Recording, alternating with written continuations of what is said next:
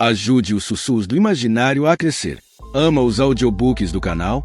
Que tal apoiar esse projeto e ajudar a trazer ainda mais histórias incríveis para todos? Contribua com qualquer valor via Pix. Escaneie o QR Code na tela e faça parte dessa jornada literária. Seu apoio nos ajuda a produzir mais e melhor. Cada contribuição mantém viva a magia das histórias e fortalece essa comunidade de apaixonados por literatura. Muito obrigado pelo seu apoio. Bem-vindo aos Sussurros do Imaginário. Nosso canal é totalmente dedicado a audiobooks, proporcionando uma experiência imersiva para todos os amantes de boas histórias. Aqui, você pode relaxar e deixar sua imaginação fluir enquanto escuta os melhores títulos literários. Dica especial: para uma experiência ainda mais completa, recomendamos que você acompanhe o audiobook com o livro físico ou o e-book.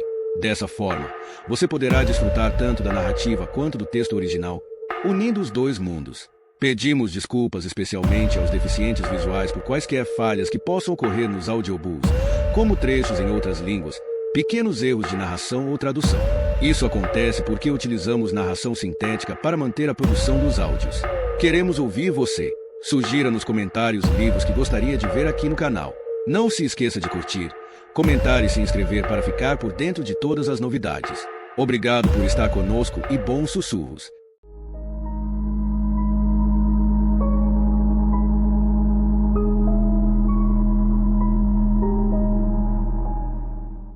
Capítulo 9. Estamos absolutamente certos de que há uma segunda vítima, perguntou o Tenente Marquette. Ainda não temos confirmação do ADN. Mas temos dois tipos diferentes de sangue, disse Jane. A mão amputada pertencia a alguém com sangue de tipo A positivo. Loriane Tucker é do tipo A positivo. Por isso a doutora Isis acertou em cheio. Fez-se um longo silêncio na sala de reuniões. O doutor Zucker disse em voz baixa: isto está a tornar-se muito interessante. Jane olhou do outro lado da mesa para ele.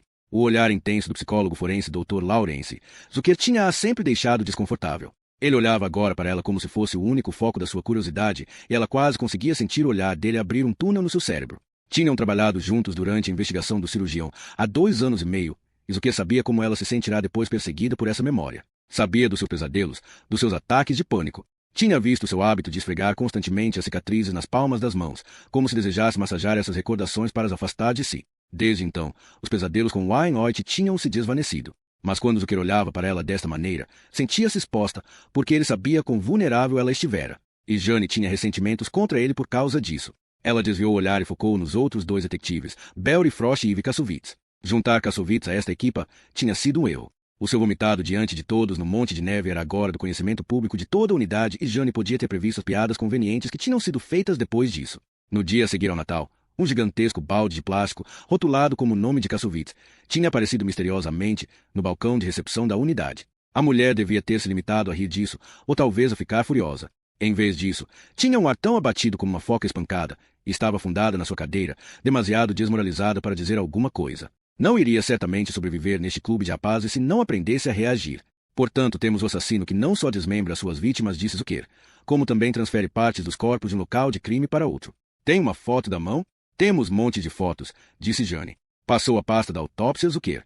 Pela sua aparência, podemos ter a certeza de que é a mão de uma mulher. As imagens eram suficientemente pavorosas para revirar o estômago de qualquer pessoa, mas o rosto de Zucker não deixou transparecer qualquer choque ou nojo enquanto passava os olhos pelas fotos. Apenas uma curiosidade aguçada. Ou era aquela avidez que ela via nos olhos dele? Seria que se deleitava com a visão das atrocidades cometidas no corpo de uma mulher nova? Ele parou na foto da mão.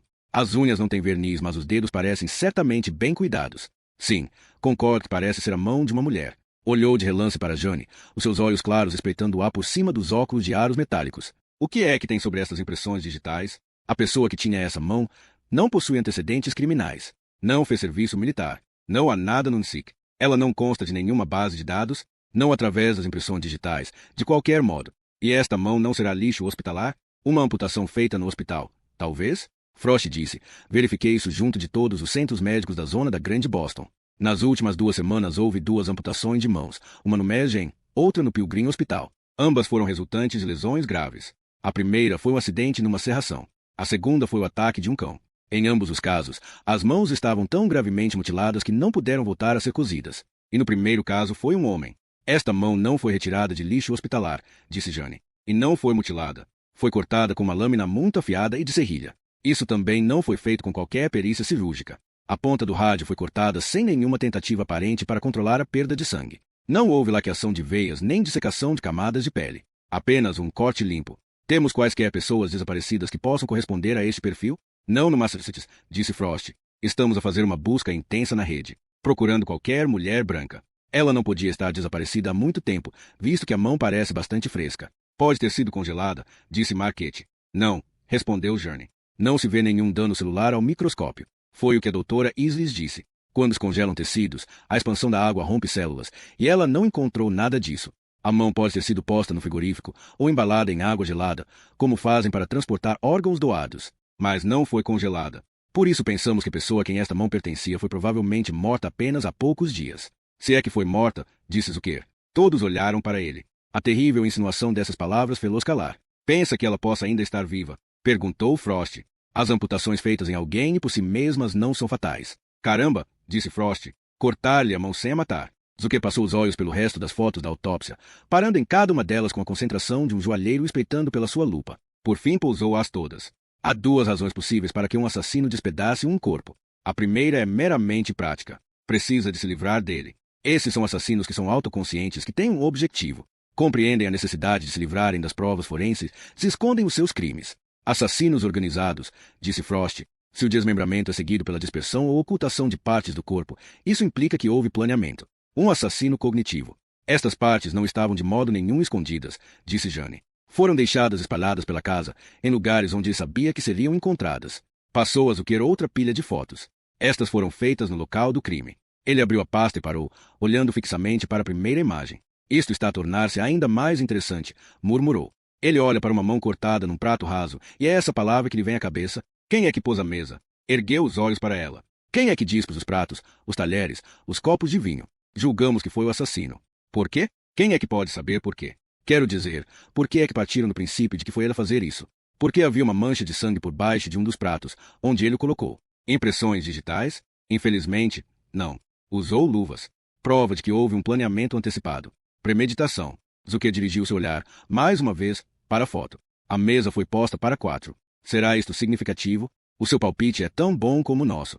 Havia 8 pratos no armário, por isso ele podia ter posto mais. Mas optou por usar apenas 4. O tenente Marquette perguntou. Com que é que pensa que estamos a lidar aqui, Dr. Zucker? O psicólogo não respondeu. Passou as fotos lentamente, uma a uma, parando na imagem do braço amputado na banheira. A seguir passou para a foto da cozinha e parou. Fez um silêncio muito longo enquanto ele olhava para as velas derretidas, para o círculo desenhado no chão, para o que se encontrava pousado no centro desse círculo. Parece ser algum tipo de ritual estranho encenado para nós, disse Frost. O círculo de giz, as velas acesas. Isso parece certamente ritualístico. Zucker ergueu os olhos e o fulgor que havia neles causou um arrepio na nuca de Jane. O assassino desenhou este círculo. Jane hesitou, espantada com essa pergunta. Quer dizer, por contraposição com a vítima, não estou a fazer quaisquer suposições. Espero que também não esteja. O que é que lhe dá tanta certeza de que a vítima não desenhou este círculo? Que ela não começou por ser uma participante voluntária no ritual? Jane sentiu vontade de rir. Pois, eu também me vou oferecer para ter a cabeça cortada. Ela disse, tinha de ser o assassino a desenhar esse círculo e a acender as velas.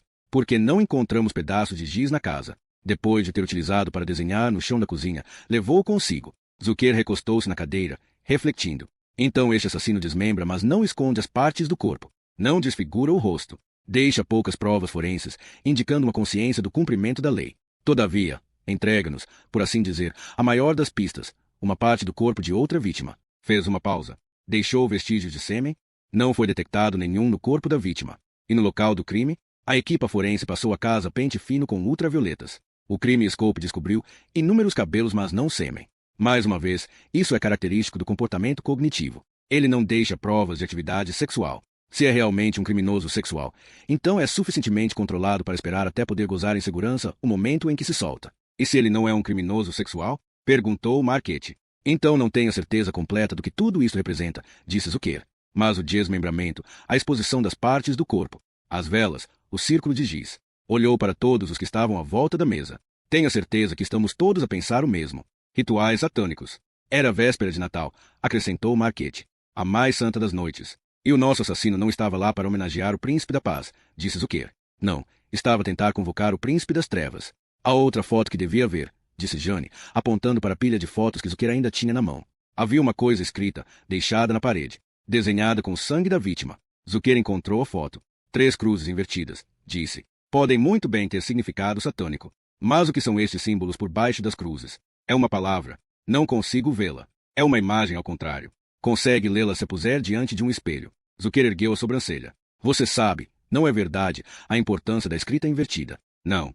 Qual é? Quando o diabo faz um pacto para comprar a sua alma, o pacto é redigido e assinado com escrita invertida. Ele franziu o sobreolho ao olhar para a palavra. Então o que é que diz? Peccavi. É latim. Significa, eu pequei. Uma confissão? Sugeriu Marchetti. Ou uma basófia, disse Zucker, anunciando a Satanás. Eu cumpri as tuas ordens, amo. Olhou para todas as fotos expostas na mesa. Gostaria muito de ter este assassino numa sala de interrogatórios. Há aqui tanto simbolismo. Por que é que dispôs as partes do corpo precisamente desta maneira? Qual o significado da mão no prato? Dos 4 lugares postos na mesa de jantar? Os 4 cavaleiros do Apocalipse, disse a detetive Kassovitz em voz baixa. Era uma das poucas vezes em que abrirá a boca durante a reunião. Por que é que sugere isso? Perguntou Zucker. Estamos a falar de Satanás. Do pecado. Kassovitz pigarreou, parecendo reconquistar a sua voz enquanto se sentava mais direita. Estes são temas bíblicos. Os 4 lugares postos podiam também significar que ele tinha 3 amigos invisíveis que se juntavam a ele para uma ceia de meia-noite, disse Jane. Não aceita o tema bíblico? Perguntou Zucker. Eu sei que parece satanismo, disse Jane. Quero dizer, temos ali tudo, o círculo e as velas. A escrita invertida, as cruzes ao contrário. É como se devêssemos chegar a essa conclusão. Acha que foi meramente encenado dessa maneira? Talvez para esconder a verdadeira razão pela qual Lorien Tucker foi morta. Que motivos poderia haver? Ela tinha problemas amorosos? Era divorciada, mas o ex-marido vive no Novo México. Aparentemente, fizeram uma separação amigável. Ela mudou-se para Boston apenas há 3 meses. Parece não ter tido namorados. Tinha trabalho? Ivy Kassovitz disse. Falei com o supervisor dela no Museu da Ciência. A Lorien trabalhava na loja de recordações. Ninguém tinha conhecimento de quaisquer conflitos ou problemas. Zucker perguntou. Temos a certeza absoluta disso? Dirigiu a pergunta a Jane. Não a Ivy Kassovitz, uma falta de atenção que fez esta corar. Era mais outro golpe na sua autoestima já demolida. A detetive Kassovitz acabou de dizer o que sabemos, disse Jane, apoiando a sua colega de equipa. Muito bem, disse Zucker. Então por que é que esta mulher foi morta? Por que fazer esta encenação para parecer satanismo, se na verdade não era isso? Para o tornar interessante. Para chamar a atenção. Zucker riu-se. Como se ele não tivesse já chamado a nossa atenção. Não a nossa. A atenção de alguém que é muito mais importante para este assassino. Está a falar da doutora O'Donnell, não está? Sabemos que o assassino telefonou a O'Donnell, mas ela afirma que não estava em casa. Não acredita nela? Não podemos confirmar, visto que ela apagou todas as mensagens. Disse que desligaram a chamada. O que é que a leva a pensar que isso não é verdade? Sabe quem ela é? Não sabe? Ele ficou a olhar para Jane durante um instante. Eu sei que vocês as duas tiveram conflitos. Que a amizade dela com Wainwright a incomoda. Isso não tem a ver comigo e com O'Donnell. Mas claro que tem. Ela mantém uma amizade com o homem que quase a matou a si. O homem cuja fantasia mais profundamente preservada é a de completar essa tarefa. Jane inclinou-se para a frente, cada um dos seus músculos subitamente tenso. Não vá por aí, Dr. Zucker, disse ela em voz baixa. Ele fixou aí algo que viu nos olhos dela lentamente encostar-se para trás. Considera O'Donnell suspeita? Não confio nela. É uma pistoleira ao serviço dos maus da fita. Paguei-lhe o suficiente para depor, e ela irá ao tribunal defender qualquer assassino. Dirá que ele sofreu danos neurológicos e não é responsável pelos seus actos. Que o seu lugar é o hospital, e não a cadeia. Marchetti acrescentou. Ela não é popular entre as forças da lei, Dr. Zucker. Em parte nenhuma. Ouça, mesmo que gostássemos dela, disse Jane, ainda ficávamos com perguntas sem resposta. Por que é que o assassino lhe telefonou do local do crime? Por que é que ela não estava em casa? Por que é que ela não nos diz onde estava? Porque sabe que você já é hostil. Ela não faz ideia de como posso ser hostil. Detetive Rizzoli, está a insinuar que a doutora O'Donnell teve algo a ver com este crime? Não. Mas ela não está acima da exploração dessa possibilidade, alimentando-se disso. Fosse ou não intencional, ela inspirou-o. Como? Sabe que um gato doméstico, por vezes, mata um rato e trá-lo para casa, para o seu dono, como uma espécie de oferta. Um sinal de afeto? Pensa que o nosso assassino está a tentar impressionar a O'Donnell. Foi por isso que lhe ligou. Foi por isso que montou este elaborado cenário de morte, para espicaçar o interesse dela. Depois, para ter a certeza de que sua obra era noticiada, telefonou para o 112. E algumas horas depois, enquanto estávamos na cozinha, ligou para a casa da vítima de um telefone público, só para ter certeza de que nós estávamos lá. Este criminoso está a enrolar-nos a todos. As forças da lei. E a O'Donnell? Marchetti disse. Será que ela se apercebe do perigo em que pode estar? Sendo o foco da atenção de um assassino? Não pareceu muito impressionada. O que é preciso para assustar essa mulher? Talvez quando ele mandar esse sinal de afeto. O equivalente de um rato morto. Jane fez uma pausa. Não esqueçamos que a mão de Lorien Taka continua desaparecida.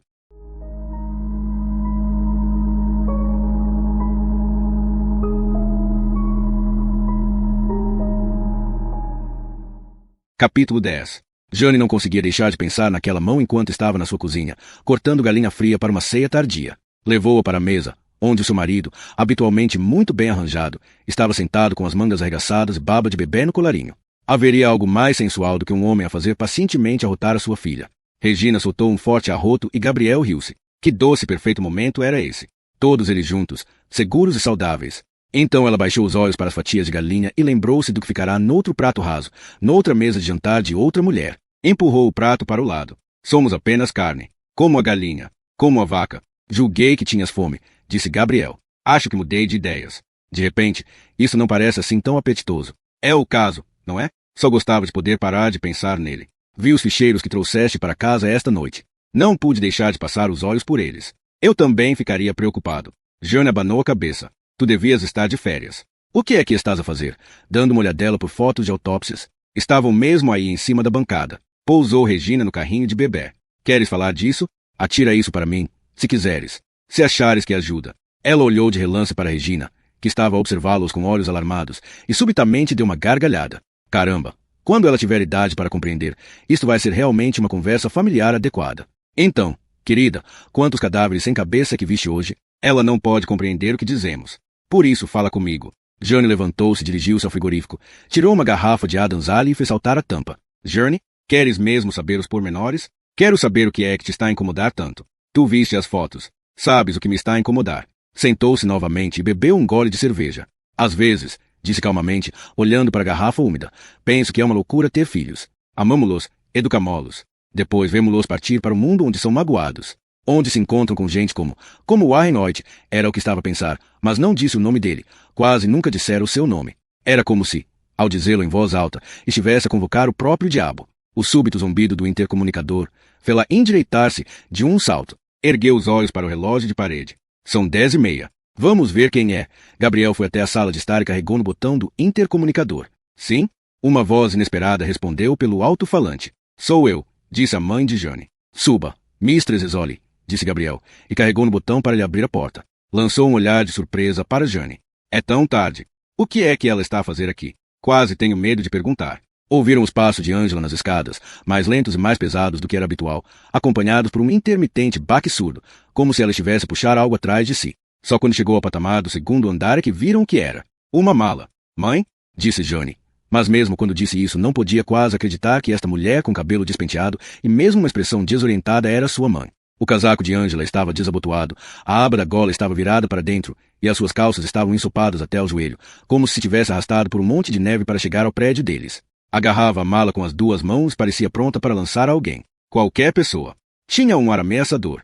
Preciso de ficar convosco esta noite, disse Angela. O quê? Bom, posso entrar ou não? Claro que sim, mãe. Dê cá, deixe-me levar isso, Mistress Zoli, disse Gabriel, agarrando a mala.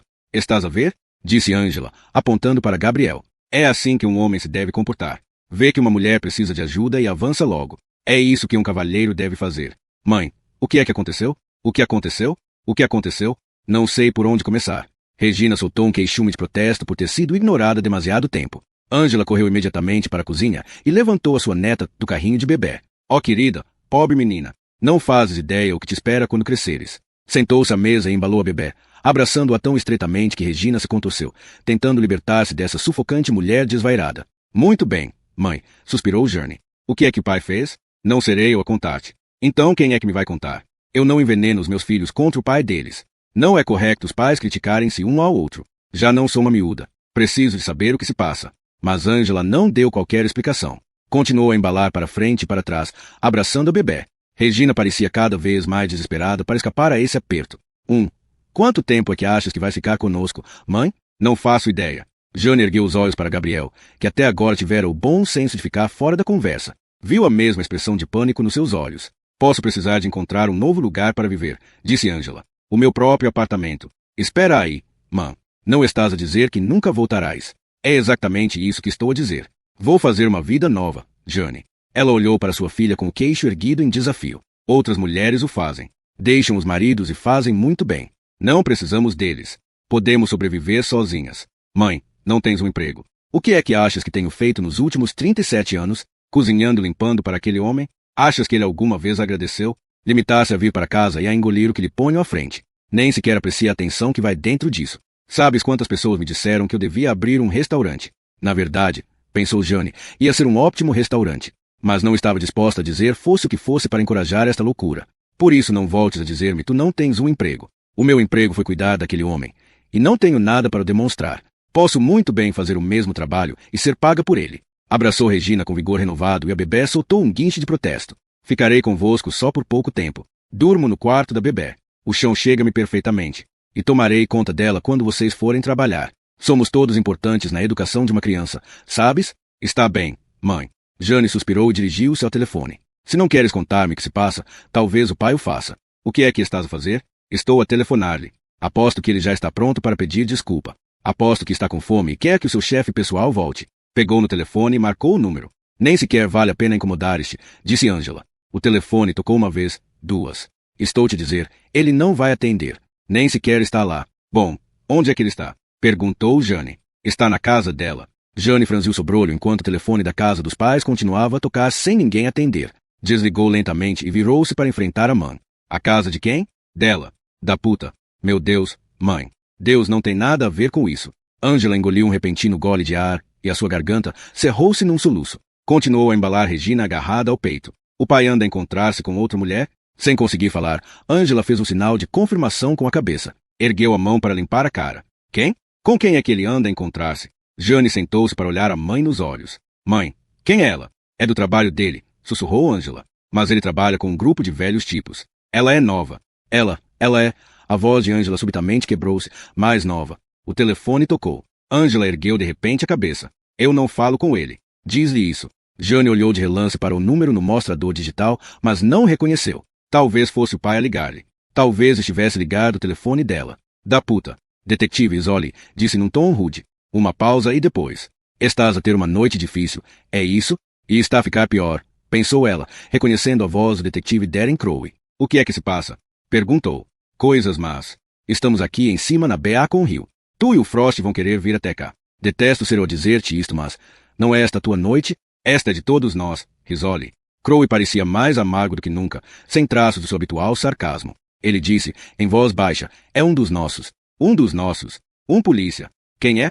É a Ivy Kassovitz. Jane não conseguiu falar. Ficou ali com os dedos a ficarem entorpecidos em torno do telefone, pensando, eu vi apenas há algumas horas. Risoli? Ela pigarreou. Dá-me a morada. Quando desligou, viu que Gabriel tinha levado Regina para outra sala e Angela estava agora sentada com os ombros descaídos, os seus braços tristemente vazios. Desculpa, mãe, disse Jane. Tenho de sair. Angela fez um desmoralizado encolher de ombros. Evidentemente. Vai lá. Falamos quando eu voltar. Inclinou-se para beijar a face da mãe e viu de perto a pele descaída de Angela, os seus olhos baixos. Quando é que a minha mãe ficou tão velha? Prendeu a arma no cinto e tirou o casaco do armário. Enquanto o abotoava, ouviu Gabriel dizer, isto é uma altura muito má. Virou-se para olhar. O que acontece quando eu ficar velha, como a minha mãe? Também vais deixar-me por uma mulher mais nova. Posso ficar fora durante um bom bocado, disse ela. Não esperes por mim.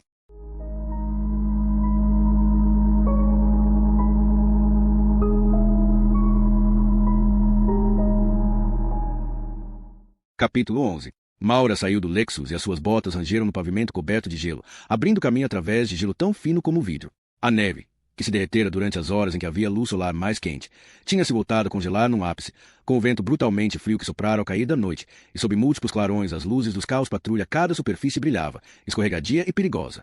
Ela viu um polícia patinar ao longo do passeio, braços a girar para se equilibrar, e viu a carrinha da equipa forense derrapar de lado quando travou, quase beijando o para-choques traseiro de um carro patrulha estacionado. Veja onde põe os pés aí, doutora, gritou-lhe um polícia da patrulha, do outro lado da rua. Já tivemos um agente caído no gelo esta noite. Acho que ele deve ter partido o pulso. Alguém devia pôr sal nesta estrada. Pois, resmungou. Alguém devia. Dado que a cidade certamente não tem estado a par do nosso trabalho esta noite.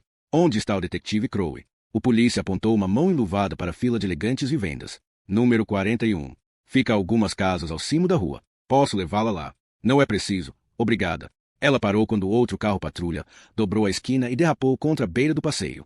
Contou pelo menos 8 carros patrulha estacionados já a entupir a rua estreita. Vamos precisar de espaço para a carrinha da morgue passar, disse ela.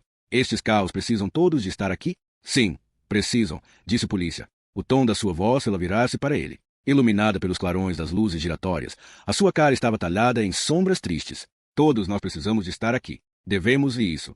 Maura pensou no local do crime na véspera de Natal, quando Ivy Kassovitz ficará dobrada sobre si mesma na rua, vomitando para um monte de neve. Lembrou-se também de como os agentes da patrulha se tinham rido entre dentes da detetive que vomitava. Agora essa mesma detetive estava morta e os que se riam dela estavam silenciosos, substituído o riso pelo respeito rigoroso, devido a qualquer agente da polícia caído no cumprimento do dever. O bafo do polícia saiu-lhe da boca numa urgência furiosa. O namorado dela também é um dos que estão aqui. Outro agente da polícia? Sim. Ajude-nos a apanhar este assassino, doutora.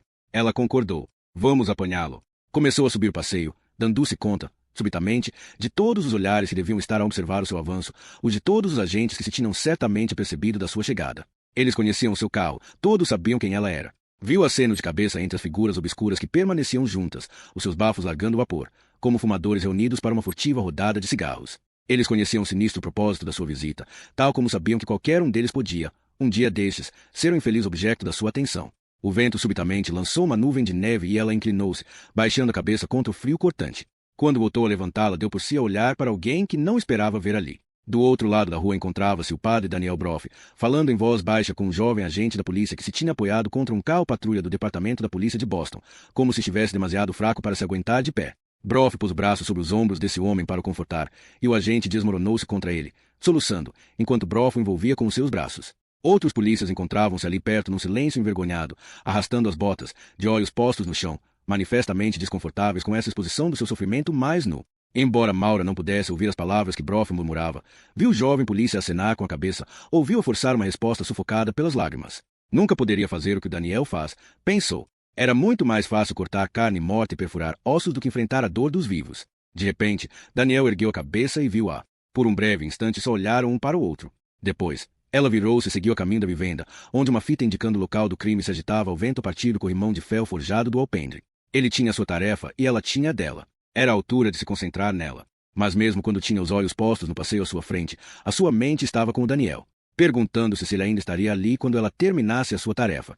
E, se estivesse, o que aconteceria a seguir? Devia convidá-lo a sair dali para tomar um café? Iria isso fazê-la parecer demasiado ousada, demasiado carente? Deveria dizer apenas boa noite e seguir o seu caminho, como sempre? O que é que eu quero que aconteça? Chegou ao edifício e parou no passeio, erguendo os olhos para a encantadora residência de 3 andares. Lá dentro, cada uma das luzes estava acesa. Degraus de tijoleira conduziam a uma maciça porta de entrada, onde um batente metálico cintilava com o brilho intenso de lanternas decorativas de gás. Apesar da época, não havia decorações festivas neste alpendre. Era a única porta de entrada da rua sem coroa de flores. Através das amplas janelas arqueadas, viu o tremeluzir de uma fogueira acesa na lareira, mas nenhum cintilar de luzes na árvore de Natal. Doutora Isles? Ouviu guinchar de dobradiças metálicas e olhou de relance para o detetive que acabará de abrir o portão de ferro forjado ao lado da casa. Roland Tripp era um dos polícias mais velhos da unidade de homicídio, se esta noite mostrava manifestamente bem a sua idade. Ficou por baixo da lanterna de gás, o brilho amarelou sua pele, realçando seus olhos inchados e pálpebras descaídas.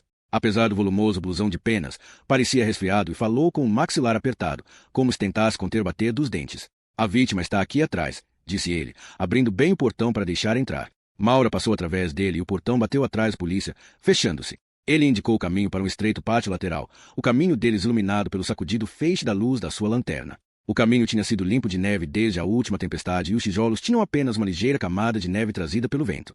Tri parou com a sua lanterna apontada para o pequeno monte de neve à beira do caminho, para o salpico de cor vermelha. Foi isso que deixou o mordomo preocupado. Viu este sangue? Há aqui um mordomo. Ah, sim. Estamos a falar de muito dinheiro. O que é que ele faz? O proprietário desta casa, ele diz que é um professor de história reformado. Ensinava no Boston College. Não fazia ideia de que os professores de história viviam tão bem. Devia dar uma olhadela lá dentro. Isto não é a casa de um professor. Este tipo arranjou dinheiro de outra maneira. Tripp apontou o feixe da sua lanterna para uma porta lateral. O mordomo saiu por aqui, transportando um saco de lixo. Começou a andar para aquelas latas de lixo quando reparou que o portão estava aberto. Foi quando primeiro teve uma suspeita de que algo não estava certo. Então voltou para trás, subindo este pátio lateral, olhando em volta. Viu o sangue e soube que algo não estava realmente certo. E notou mais sangue correndo ao longo destes tijolos, em direção às traseiras da casa. Maura fixou os olhos no chão. A vítima foi arrastada por este caminho. Vou mostrar-lhe. O detetive continuou a andar para as traseiras da vivenda, entrando num pequeno pátio. A sua lanterna varreu ladrilhos cobertos de gelo e canteiros de flores, agora defendidos do inverno por uma proteção de ramos de pinheiro. No centro do pátio estava um belvedere branco. No verão, seria sem dúvida um lugar delicioso para passar o tempo, um lugar à sombra para alguém se sentar, beber café e aspirar os odores do jardim. Mas o ocupante do belvedere não estava a aspirar coisa nenhuma.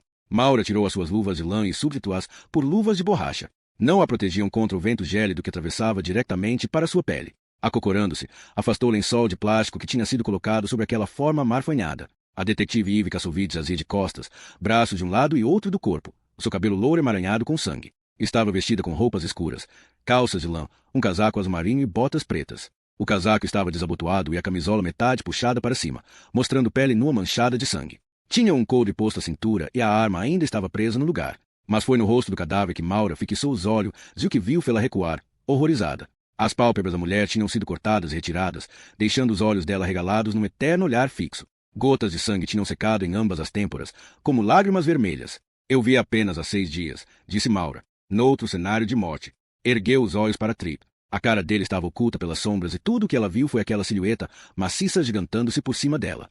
Aquele lá em cima, em East Boston. Ele fez um sinal de concordância. A Ivy juntou-se à unidade apenas há algumas semanas. Veio dos narcóticos e costumes. Ela vivia aqui perto. Não, minha senhora. O apartamento dela é lá embaixo em Matapa. Então o que é que fazia aqui em Beacon Hill? Mesmo o namorado dela não fazia ideia. Mas temos algumas teorias a respeito disso. Maura pensou no jovem polícia que acabará de ver soluçar nos braços de Daniel. O namorado dela é aquele agente da polícia, o que está com o padre Broff. O Ben tem estado a aceitar isto com muita dificuldade. Também foi uma horrível maneira de ficar a saber o que acontecerá. Estava em patrulha quando ouviu a conversa pelo rádio. Ele não tem ideia do que ela estava a fazer aqui? Vestida de preto e trazendo uma arma, Tripp hesitou o tempo suficiente para ela reparar. Detetive Tripp, disse ela. Ele suspirou. Nós fizemos-la passar por um mau bocado. Sabe, por causa do que aconteceu na véspera de Natal. Talvez a provocação a tivesse deixado um pouco descontrolada. Isso tinha a ver com o facto de ela ter ficado enjoada no local do crime? Sim, eu sei que é criancice. É só uma coisa que fazemos uns aos outros na unidade. Brincamos, insultamos-nos uns aos outros. Mas a Ivy, receio que tenha tomado isso como uma questão pessoal. Mesmo assim isso não explica o que estava a fazer em Beacon Hill. O Ben diz que, depois de todas aquelas provocações, ela estava fixada na ideia de demonstrar o que valia. Pensamos que estava aqui em cima a trabalhar no caso. Se foi assim, não se incomodou a contar a mais ninguém da equipa. Maura baixou os olhos para o rosto de Ivy Kassovitz, para os seus olhos fixos. Com mãos enluvadas, afastou uma deixa de cabelo embebidas em sangue seco para revelar uma laceração no scalp, mas não conseguiu detectar quaisquer fraturas. O golpe que tinha rasgado aquela aba do scalp não parecia suficientemente grave para lhe ter causado a morte. A seguir, concentrou-se no busto. Levantou delicadamente a camisola, descobrindo a caixa torácica e fixou os olhos no sutiã manchado de sangue. A ferida da facada penetrava na pele mesmo por baixo do externo. O sangue tinha já secado, a crosta congelada obscurecendo as bordas da ferida. A que horas é que foi encontrada? Por volta das 22 horas. O mordomo saiu mais cedo, por volta das 18, para trazer cá para fora um saco de lixo, e nessa altura não a viu. Ele trouxe o lixo 2 vezes esta noite. Havia um jantar para 5 pessoas na casa. Um monte de pratos, um monte de lixo. Então estamos a pensar no momento de morte entre as 18 e as 22 horas. Exatamente. E a última vez que a detetive Kassovitz foi vista viva pelo namorado? Por volta das 3 da tarde. Mesmo antes de ele partir para o seu turno. Então tem um álibi. Incontestável. O colega esteve com ele toda a noite. Tripp fez uma pausa. Precisa de ver a temperatura do corpo ou outra coisa. Porque nós já vimos a temperatura do ambiente. Se precisar. Estão 6 graus. Maura olhou para as roupas grossas do cadáver. Não vou tirar uma temperatura rectal aqui. Não quero despila no escuro. A vossa testemunha já restringiu o momento da morte, partindo do princípio de que ele é correto quanto às horas. Tripp resmungou.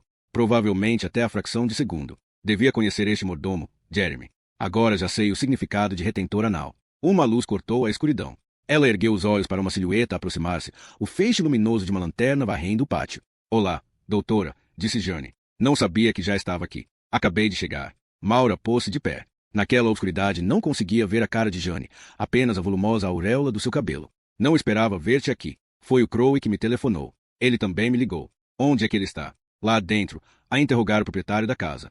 Tripp fungou. Claro que está. Lá dentro é mais quente. Eu é que tenho de gelar o rabo aqui fora. Caramba, Tripp, disse Jane. Parece que gostas tanto do Crowe como eu. Ah, pois, um tipo tão adorável. Não admira que o seu antigo parceiro tenha pedido reforma antecipada. Ele bufou de raiva e o vapor soltou-se em espirais, desaparecendo na escuridão. Acho que devíamos rodar o Crowe pela unidade. espalhar um pouco a dor. Podemos fazer turnos tomando conta do rapaz bonito. Acredita em mim, eu já tomei conta dele mais do que devia, disse Jane. Focou a sua atenção em Ivy Kassovitz e a sua voz baixou. Ele foi um idiota com ela. Aquilo foi ideia do Crowe, não foi? O balde para vomitar na secretária. Pois foi, admitiu Tripp. Mas nós fomos todos responsáveis, de certa maneira. Talvez ela não estivesse aqui se... Suspirou. Tens razão. Fomos todos uns idiotas. Disse que ela veio aqui por trabalhar no caso, disse Maura. Havia uma pista. O'Donnell, disse Jane. Ela era uma convidada do jantar desta noite. A Kassovitz estava a segui-la. Nós falamos resumidamente sobre a vigilância. Era apenas uma questão a ponderar. Ela nunca me disse que ia fazê-la.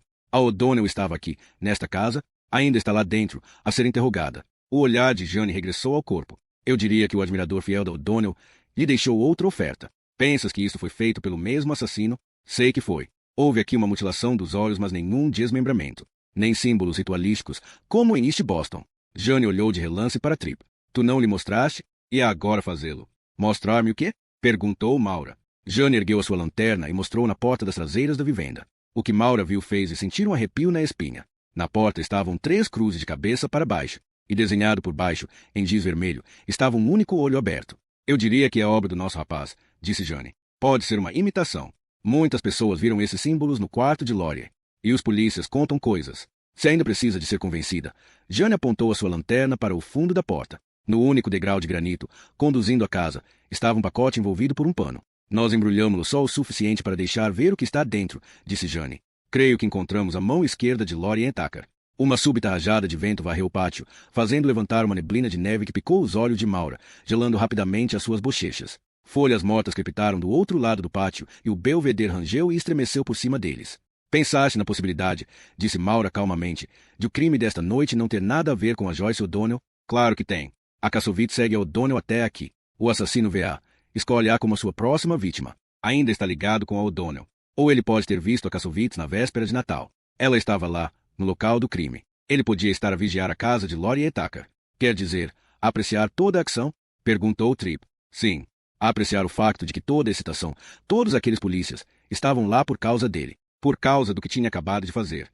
Que sensação de poder. Então ele segue Kassovitz até aqui, disse Tripp, porque ela capta a sua atenção nessa noite. Caramba, isso lança um diferente ponto de vista sobre isto. Jane olhou para Maura. Isso significa que ele podia estar a observar cada um de nós. Agora já conheceria todas as nossas caras. Maura inclinou-se e voltou a cobrir o corpo com um lençol. Sentiu as suas mãos entorpecidas e desajeitadas, enquanto tirava as luvas de borracha e calçava-as de lã. Estou enregelada. Não posso fazer mais nada aqui fora. Deviam levá-la para a morgue. E eu preciso de descongelar as minhas mãos. Já chamou a carrinha? Eles vêm a caminho. Se não se importam, acho que vou esperar por eles no meu carro. Quero sair deste vento. Acho que todos nós devíamos sair deste vento, disse Tripp. Voltaram para trás pelo pátio lateral e atravessaram o portão de ferro para o brilho amarelado do candeeiro de gás. Do outro lado da rua, formando silhuetas arredondadas pelas luzes giratórias dos carros patrulha, estava um grupo de polícias. Daniel encontrava-se no meio deles, mais alto do que os outros homens, com as mãos enterradas nos bolsos do seu sobretudo. Pode entrar lá dentro conosco e esperar, disse Jane. Não, disse Maura, olhando para o Daniel. Vou sentar-me no meu carro. Jane ficou um momento calada. Também tinha reparado no Daniel e provavelmente adivinhara a razão pela qual Maura se demorava cá fora. Se quer ficar mais quente, doutora, disse Jane, não vai conseguir isso aqui fora. Mas acho que a escolha é sua. Ela bateu no ombro de Tripp. Anda daí. Vamos voltar lá para dentro. Ver o que o rapaz bonito está a fazer. Eles subiram os degraus, entrando na casa. Maura parou no passeio, de olhos postos em Daniel. Não parecia ter notado que ela estava ali. Era embaraçoso, com todos aqueles polícias de pé à volta dele. Mas o que é que havia ali que envergonhasse? Na verdade, ela estava ali para fazer o seu trabalho, e ele também.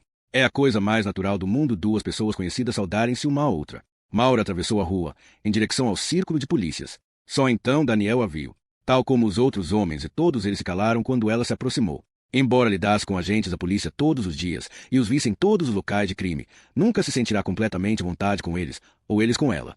Esse desconforto mútuo nunca fora tão evidente como neste momento, quando sentiu os olhares deles postos em si. Podia adivinhar o que pensavam dela. A fria doutora Isis, nunca nos fazendo rir. Ou talvez estivessem intimidados.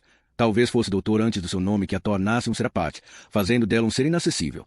Ou talvez seja apenas eu. Talvez tenham medo de mim. A carrinha da morgue deve chegar aqui a qualquer momento, disse ela, abrindo a conversa com uma pura questão de trabalho. Se pudessem abrir espaço para ela na rua. Sem dúvida, doutora, disse um dos polícias e tossiu. Seguiu-se novo silêncio, com os polícias a olhar para outras direções, para qualquer lugar menos para ela, arrastando os pés no pavimento frio. Bom, obrigada, disse ela. Vou esperar no meu carro. Nem sequer olhou para Daniel, mas simplesmente virou-se e afastou-se. Maura? Ela olhou de relance para trás ao ouvir a voz dele e viu que os polícias ainda estavam a observá-la. Há sempre um público, pensou. O Daniel e eu nunca estamos sozinhos. O que é que sabes até agora? Perguntou ele. Ela hesitou, consciente de todos os olhares postos nela.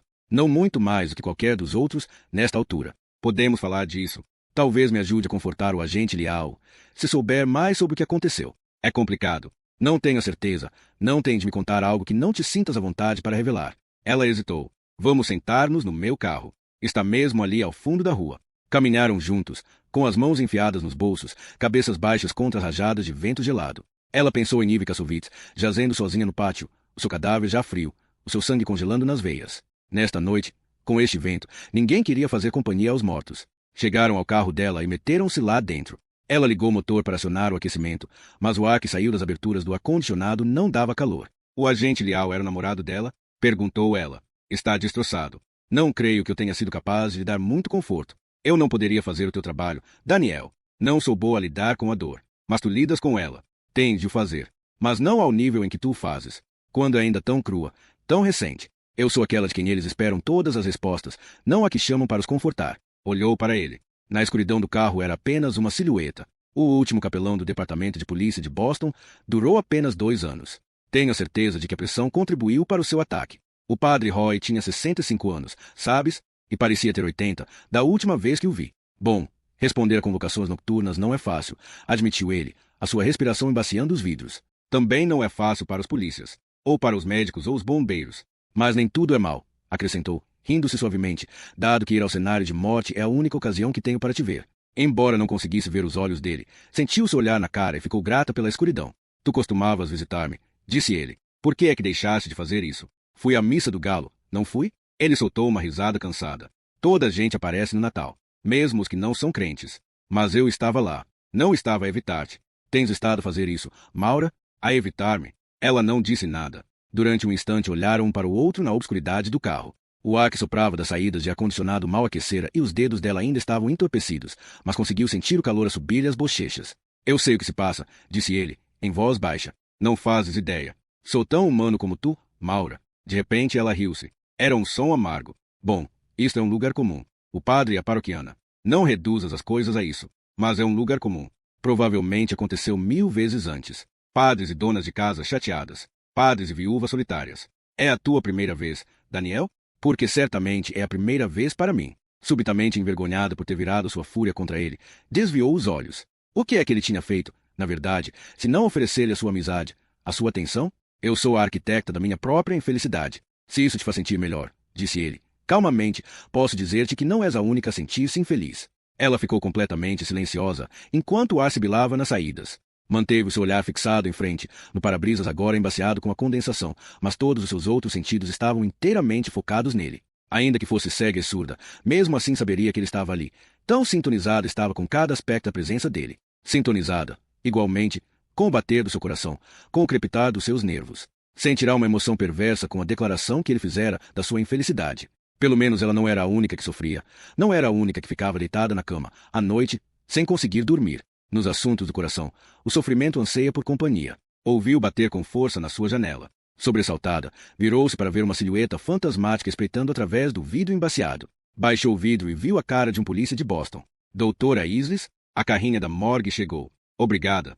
Vou já para lá. A sua janela zumbiu ao fechar-se, deixando o vidro listrado por linhas de água. Desligou o motor do carro e olhou para Daniel. Temos 2 opções, disse ela. Podemos ser ambos infelizes. Ou podemos ir em frente com as nossas vidas. Eu escolho ir em frente. Saiu do carro e fechou a porta. Aspirou um ar tão frio que parecia secar-lhe a garganta. Mas o ar também varreu qualquer indecisão que ainda restasse na sua mente, deixando-a mais clara e concentrada com grande intensidade no que tinha de fazer a seguir. Deixou o carro e não olhou para trás.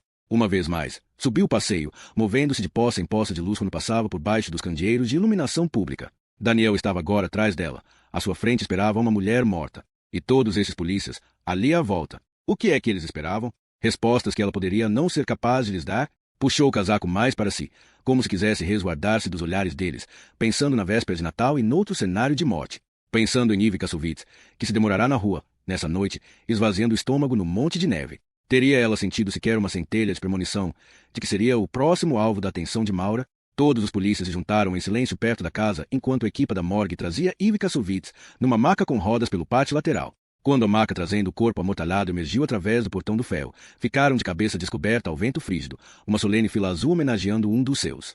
Mesmo depois de a maca ter desaparecido dentro do veículo e de as portas se terem fechado, não romperam as fileiras. Só quando as luzes da traseira piscaram, afastando-se na escuridão, é que os bonés voltaram a ser postos e eles começaram a separar-se, voltando aos seus carros patrulha. Também Maura estava a dirigir-se ao seu carro quando a porta da frente da vivenda se abriu. Ergueu os olhos quando uma luz quente se espalhou e viu a silhueta de um homem ali de pé, olhando para ela. Desculpe, é a doutora Isis? Perguntou. Sim? Mr. Sansone gostaria de convidar a entrar na casa.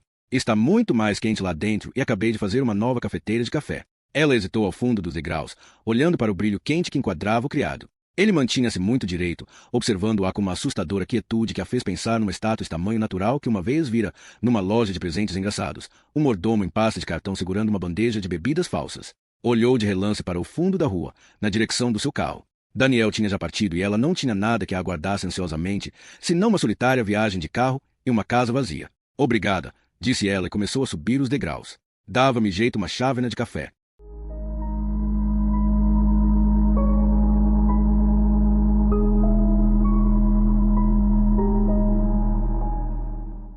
Capítulo 12. Maura entrou no calor do salão da frente. A sua cara estava ainda entorpecida pelas picadas do vento. Só quando ficou diante da lareira, esperando que o mordomo avisasse Mr. Sansone da sua presença, é que as sensações regressaram lentamente às suas faces. Sentiu o agradável vigor de nervos reanimados, de pele corada. Dali conseguiu ouvir o murmúrio de conversas noutra sala, a voz do detetive Crowe, pontuada por questões, a que respondia uma voz mais baixa, quase inaudível. A voz de uma mulher. Na lareira, faúlhas saltaram e o fumo aumentou, e ela percebeu que eram mesmo touros a arder, e não a falsa lareira de gás que ela tinha suposto. O quadro medieval a óleo pendurado por cima da lareira podia também ser autêntico. Era o retrato de um homem usando um manto de veludo cor de vinho, com um crucifixo de ouro pendurado ao pescoço.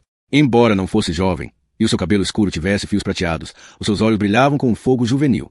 À luz vacilante dessa sala, aqueles olhos pareciam penetrantemente vivos.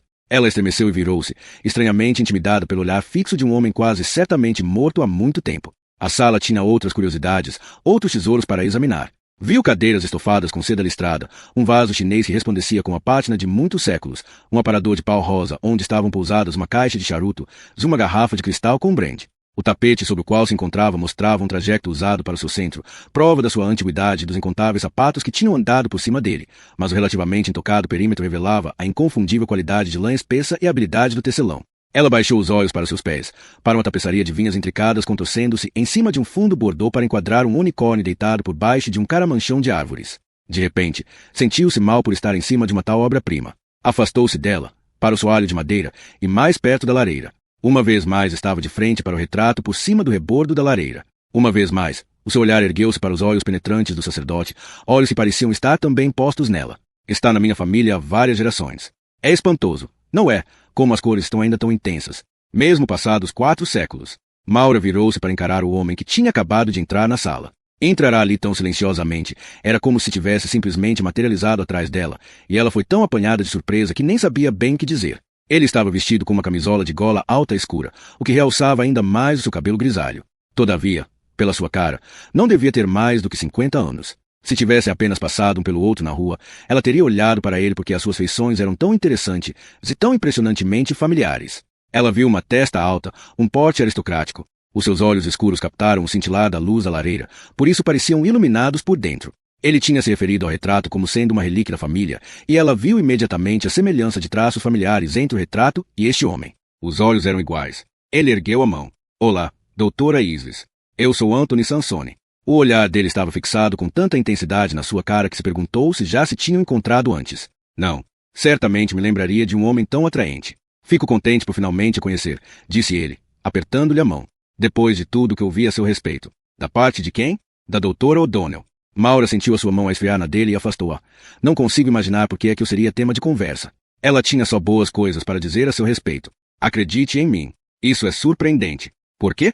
Porque eu não posso dizer o mesmo a respeito dela, disse ela. Ele fez um sinal de entendimento. Ela consegue ser desagradável, até termos a oportunidade de a conhecermos melhor. de valorizar a sua perspicácia. A porta abriu-se tão silenciosamente que Maura nem deu por isso. Só o tímido tinido suave de porcelana alertou para o facto de o mordomo ter entrado na sala, transportando uma bandeja com chávenas e uma cafeteira. Pousou-as numa mesa baixa, olhou para Sansone com ar interrogativo e depois retirou-se da sala. Nem uma única palavra havia passado entre eles. A única comunicação tinha sido aquele olhar e o sinal de cabeça em troca.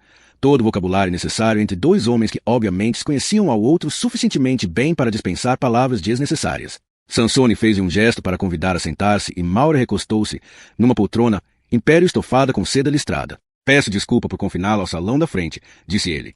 Mas o departamento de polícia de Boston parece ter requisitado as outras salas, enquanto fazem os seus interrogatórios. Deitou café numa chávena e estendeu-lhe.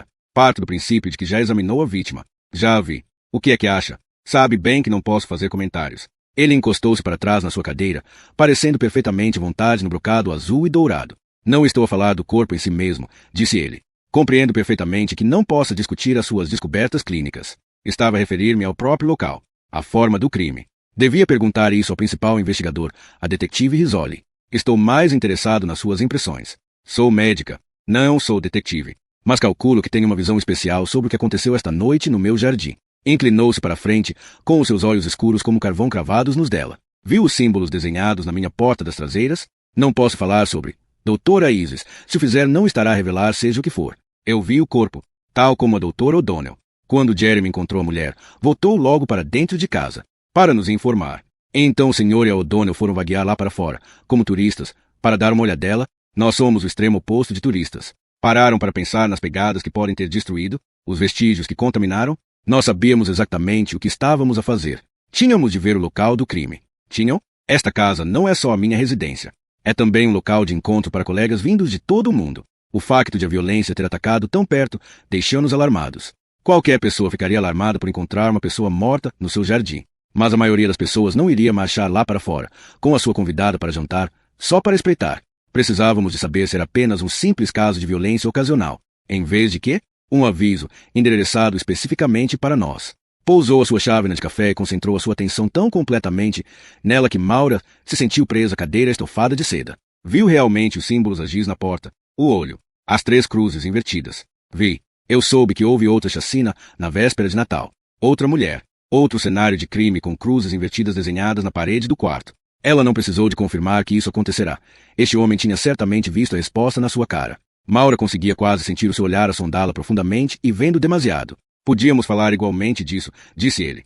Eu já conheço os pormenores mais importantes. Como é que sabe? Quem é que lhe contou? Pessoas em quem confio. Ela soltou uma risada incrédula.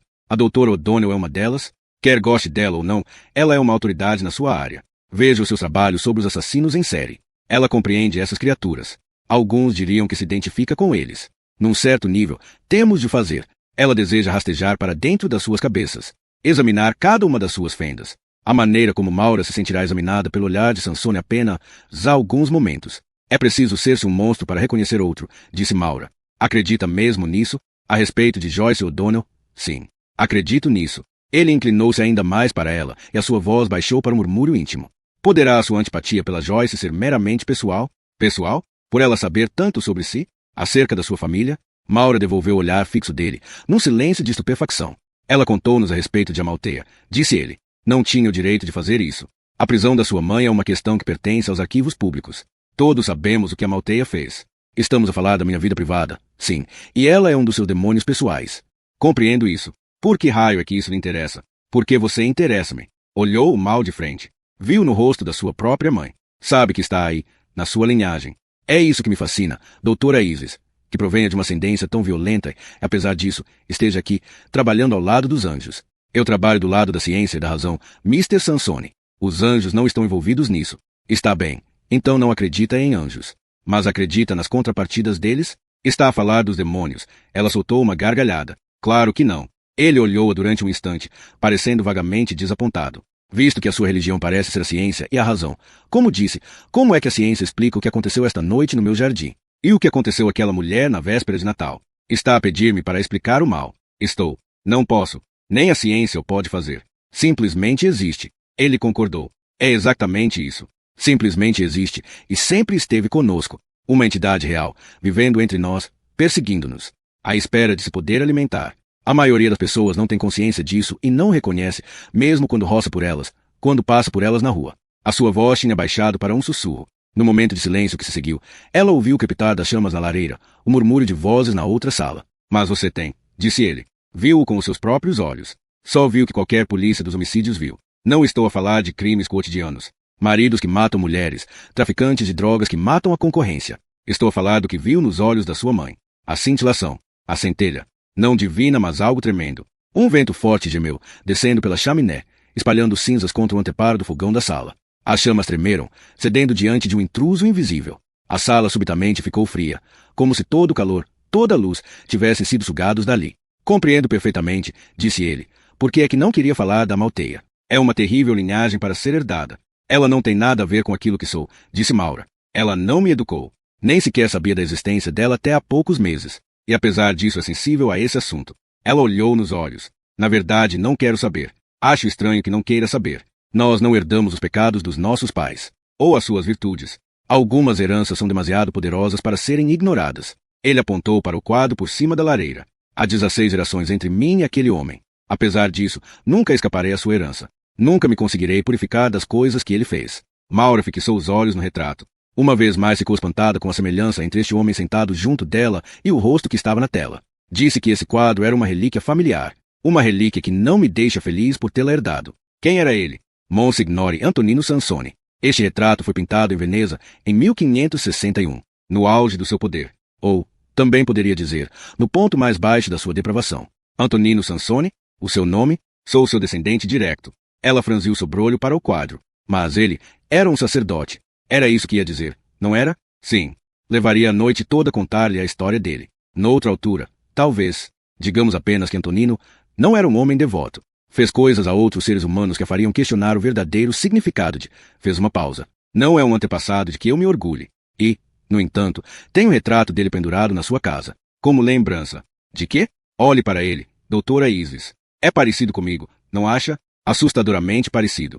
De facto, podíamos ser irmãos. É por isso que está ali pendurado. Para me lembrar que o mal tem rosto humano, talvez mesmo um rosto agradável. Podia passar ao lado dele, vê-lo sorrir para si, e nunca imaginaria o que ele está a pensar a seu respeito.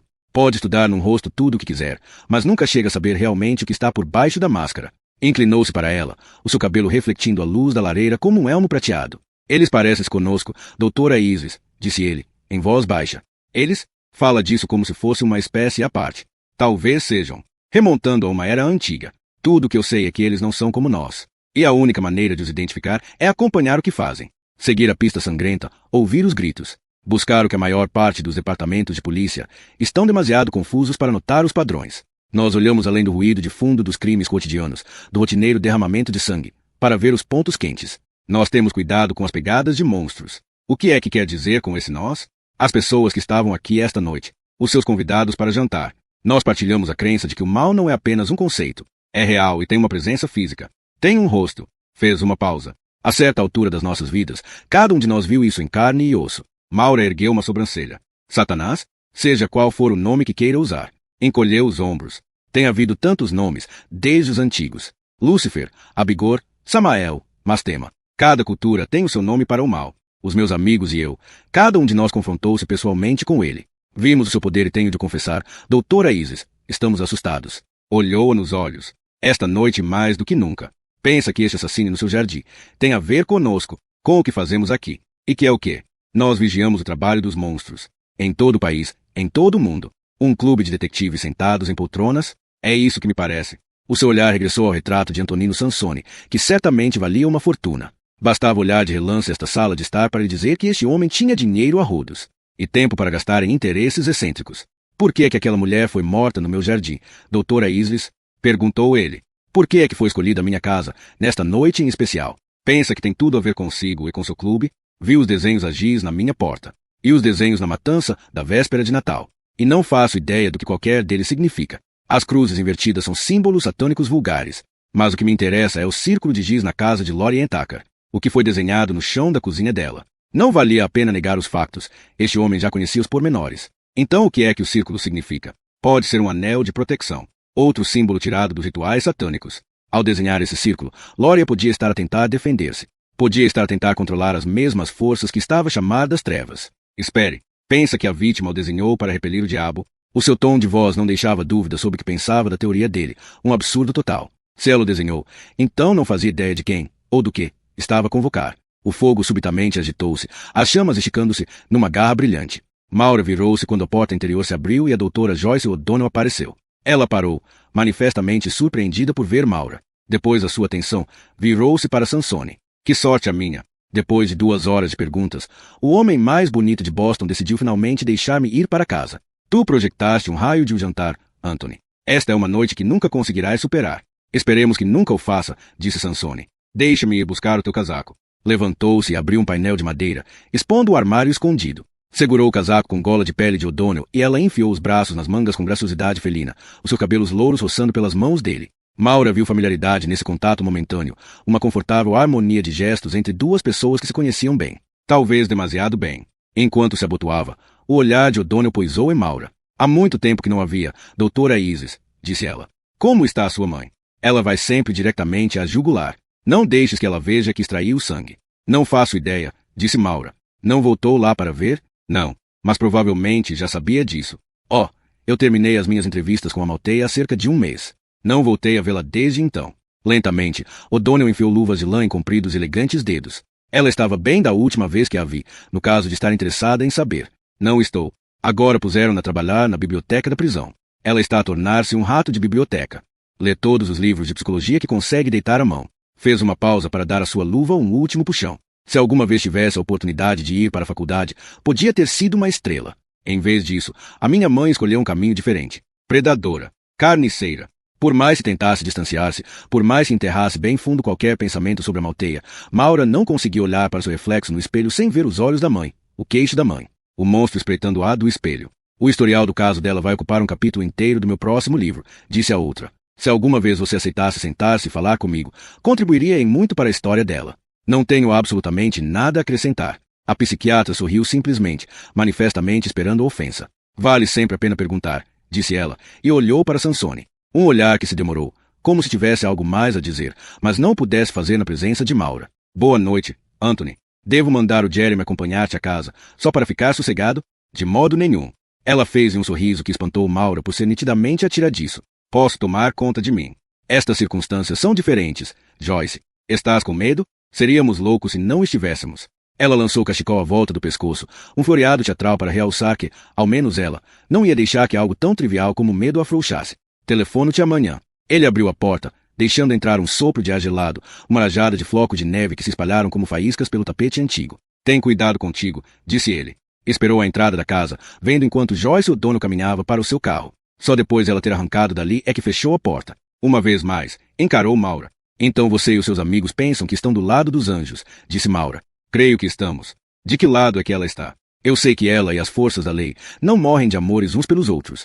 Mas o trabalho dela como testemunha de defesa é estar em desacordo com a acusação. E eu já conheço Joyce há 3 anos. Sei quais são as suas posições. Tem mesmo a certeza disso? Maura pegou no casaco, que deixará em cima de um canapé. Ele não tentou ajudá-la a vesti-lo. Talvez sentisse que ela, ao contrário da outra, não estava com disposição para ser mimada. Enquanto abotoava o casaco, Maura sentiu que estava a ser observada por 2 pares de olhos. O retrato de Antonino Sansone também estava a observá-la, o seu olhar atravessando a neblina de 4 séculos, e ele não pôde deixar de olhar de relance na direção do retrato, para o homem cujas ações, há tantos séculos, conseguiam ainda fazer estremecer o seu homônimo. Disse que tinha olhado o mal nos olhos, disse ela, virando-se para o seu anfitrião. Ambos o fizemos. Então agora já deve saber bem, disse ela, que ele usa um disfarce muito bom. Saiu da casa e inspirou o ar que luzia com a neblina gelada. O passeio estendia-se diante dela como um rio escuro. Candeeiros públicos lançavam pálidas ilhas de luz. Um solitário carro-patrulha estava estacionado do outro lado da rua, com o motor ligado, e ela viu a silhueta de um agente sentado no lugar do condutor. Ela levantou a mão no aceno. Ele também lhe acenou. Não há razão para ficar nervosa, pensou, enquanto começava a andar. O meu carro está mesmo ali ao fundo da rua e há um polícia por perto. Tal como Sansone. Olhou para trás e viu que ele ainda estava nos degraus à frente da sua casa, observando-a. Apesar disso, tirou as chaves do carro, mantendo o polegar apoiado no botão de alarme. Mesmo enquanto descia o passeio, esquadrinhava as sombras, buscando o mínimo movimento. Só depois de ter entrado no carro e trancado as portas é que sentiu a tensão a diminuir nos seus ombros. É a altura de ir para casa. O momento para uma bebida forte. Quando entrou em casa, encontrou 2 mensagens novas no seu atendedor de chamadas. Foi primeiro à cozinha, para encher um copo de brandy. Depois regressou à sala de estar, bebendo um gole, e carregou na tecla para ouvir. Quando ouviu o som da primeira voz, ficou muito quieta. É o Daniel. Não me interessa que seja tarde quando ouvires isto. Por favor, liga-me. Odeio pensar que tu e eu... Uma pausa. Precisamos de falar. Maura, liga-me. Ela não se mexeu. Ficou apenas a agarrar o seu brandy, os seus dedos entorpecidos a envolver o copo enquanto passava a segunda mensagem. Doutora Isis, é Anthony Sansone. Só queria ter certeza de que chegou em segurança à sua casa. Ligue-me e informe-me. Está bem? A máquina ficou silenciosa. Ela respirou fundo, estendeu a mão para o telefone e marcou. Residência Sansone. Fala o Jeremy. É a doutora Isis. Podia. Olá, doutora Isis. Eu vou chamá-lo para falar consigo. Diga-lhe só que já estou em casa. Eu sei que ele gostaria muito de falar consigo. Não é necessário incomodá-lo. Boa noite, doutora. Ela desligou e ficou com a mão suspensa por cima do auscultador, preparada para fazer a segunda chamada. Uma pancada forte no seu alpendre fê-la endireitar-se de repente. Foi até a porta da frente e acendeu a luz do alpendre. Lá fora, o vento redemoinhava neve fina como poeira. No alpendre, uma ponta de gelo caída jazia em pedaços brilhantes, como uma adaga partida. Desligou a luz, mas ficou à janela a ver, enquanto um caminhão municipal passava a rugir, espalhando areia pela estrada gelada. Voltou para o sofá e ficou a olhar para o telefone enquanto bebia o resto do seu brandy. Precisamos de falar. Maura, liga-me. Pousou o copo, desligou o candeeiro e foi para a cama.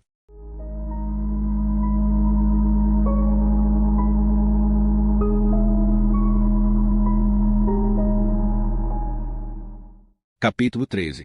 22 de julho. Fase da lua. Quarta crescente. A tia Amy está ao fogão, a mexer uma panela de guisado, com uma cara tão contente como a de uma vaca. Neste dia nublado, com nuvens escuras a juntarem-se no céu a oeste, ela parece inconsciente do estrondo da trovoada. No mundo da minha tia, cada dia é um dia soalheiro. Não vê o mal, não receia o mal. É como o gado que engorda comendo trevo na herdade ao fundo da estrada, o gado que nada sabe sobre o matadouro. Ela não consegue ver além do brilho da sua própria felicidade o precipício que está aos seus pés. Não se parece nada com a minha mãe. A tia Amy afasta-se do fogão e diz: o jantar está quase pronto. Eu ponho a mesa, proponho, e ela faz-me um sorriso de gratidão. Basta uma coisa de nada para lhe agradar. Enquanto disponho os pratos e guardanapos na mesa e coloco os garfos com os dentes para baixo, à maneira francesa, sinto seu olhar amoroso pousado em mim.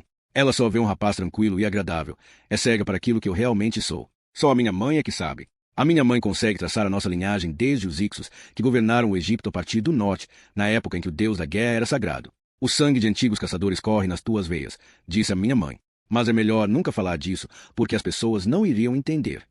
Eu falo pouco quando nos sentamos para jantar. A família tagarela o suficiente para preencher qualquer silêncio. Falam do que Ted fez no lago hoje, do que Lily soube enquanto estava em casa de Laurier. Que bela produção de tomates vão colher em agosto. Quando acabamos de comer, o tio Peter diz: quem é que quer ir à vila para comer um gelado? Só eu escolho ficar em casa. Da entrada da casa vejo o carro deles afastar-se. Assim que ele desaparece descendo a colina, subo as escadas e entro no quarto dos meus tios. Tenho estado à espera da oportunidade para o explorar. O quarto cheira ao limão de polimento dos móveis. A cama está feita de lavado, mas há alguns pequenos sinais de desordem. Os jeans do meu tio pousados numa cadeira, algumas revistas na mesinha de cabeceira, que confirmam que pessoas reais vivem neste quarto. Na casa de banho deles, abro o armário dos remédios e encontro, juntamente com os habituais comprimidos para dor de cabeça e para gripe, uma receita passada há 2 anos para o Dr. Peter Saul. Vale 5 miligramas. Tomar um comprimido 3 vezes por dia se for necessário para evitar convulsões. Há pelo menos uma dúzia de comprimidos no frasco. Regresso ao quarto. Abro gavetas do toucador e descubro que o tamanho do sutiã da minha tia é o 36B, que a sua roupa interior é de algodão e que o meu tio veste calções de jockey de tamanho médio. Numa gaveta do fundo também encontro uma chave. É demasiado pequena para ser de uma porta. Creio saber o que abre. Lá embaixo, no escritório do meu tio, consigo encaixar a chave numa fechadura e a porta do gabinete abre-se. Numa prateleira lá dentro está a sua pistola. É uma arma antiga que herdou do pai, única razão pela qual não se livrou dela. Nunca atira para fora. Creio que tem algum receio dela. Fecho o gabinete à chave e devolvo-a à sua gaveta. 1 hora mais tarde, ouço o carro deles entrar na garagem e vou lá para baixo para os receber enquanto eles regressam à casa. A tia Amy sorri quando me vê. Tenho tanta pena que não tenhas vindo conosco. Aborreceste muito.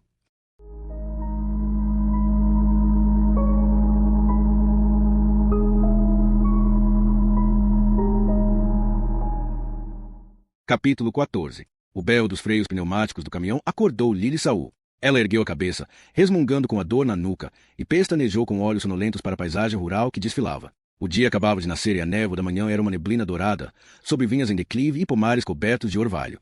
Ela desejou que os pobres Paolo e George tivessem passado para um lugar tão belo como este.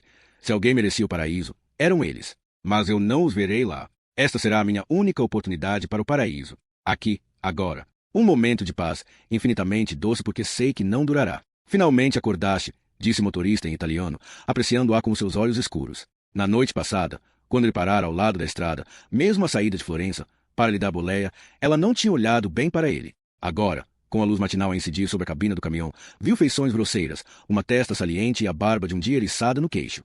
Ah, ela entendia aquele olhar que ele lhe dera. Queremos ou não queremos, signorina, as raparigas americanas são fáceis. Dá-lhes uma boleia, oferece-lhes um lugar para ficarem e elas dormem contigo. Só quando o inferno gelar, pensou Lily. Não que não tivesse dormido com um estranho ou dois, ou três, quando era necessário tomar medidas desesperadas. Mas esses homens não eram desprovidos de encanto e tinham oferecido o que ela precisava urgentemente na altura.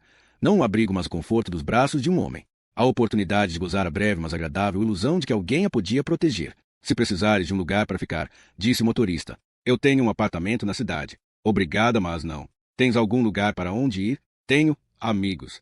Eles ofereceram-se para me deixar ficar lá. Qual é a morada deles em Roma? Posso deixar-te lá. Ele sabia que ela estava a mentir. Estava a testá-la. A sério, disse ele. Não me custa nada. Basta deixar-me na estação de comboios. Eles vivem ali perto. Novamente o olhar dele a sondou. Ela não gostou dos olhos dele. Viu neles baixeza, como o lampejo de uma serpente enrolada que podia atacar a qualquer momento. Subitamente ele encolheu os ombros e sorriu, como se isso não lhe importasse nada. Já estiveste em Roma? Sim. O teu italiano é muito bom, mas não suficientemente bom, pensou. Abro a boca e eles ficam logo a saber que sou estrangeira. Quanto tempo é que vais ficar na cidade? Não sei. Até deixar de ser seguro. Até poder planear o meu próximo movimento. Se alguma vez precisares de ajuda, podes telefonar-me. Tirou um cartão de vista do bolso da camisa e entregou-lhe. Está aí o número do meu telemóvel. Eu vou telefonar-lhe um dia destes, disse ela, metendo o cartão dentro da mochila. Deixemo-lo agarrado a essa fantasia. Dar-lhe-ia menos problemas quando se fosse embora. Nastazione Termini de Roma, desceu do caminhão e despediu-se dele com um aceno. Sentiu os olhos dele a segui-la enquanto atravessava a rua para a estação ferroviária. Não olhou para trás, mas dirigiu-se diretamente para o edifício. Aí, atrás das janelas, virou-se para ver o caminhão. Viu-o sentado lá dentro, à espera. Continua, pensou. Afasta-te de mim. Atrás do caminhão, um táxi tocou a sua buzina. Só então o caminhão avançou. Ela saiu da estação e vagueou pela Piazza della Repubblica, onde parou, atordoada pela multidão, pelo calor, pelo barulho e pela poluição dos veículos. Pouco antes de deixar Florença, tinha arriscado parar numa caixa multibanco e levantar 300 euros, por isso agora sentia-se rica. Se tivesse cuidado, podia fazer o dinheiro durar 2 semanas. Podia viver de pão, queijo e café, dormir em hotéis turísticos de preços mínimos. Esta era a zona ideal para encontrar instalações baratas. E com os enxames de turistas estrangeiros a entrar e a sair da estação de comboios, podia facilmente misturar-se com eles. Mas tinha de ter cuidado. Parando fora de uma loja de artigos variados, pensou em como poderia mais facilmente mudar a sua aparência. Pintar o cabelo. Não.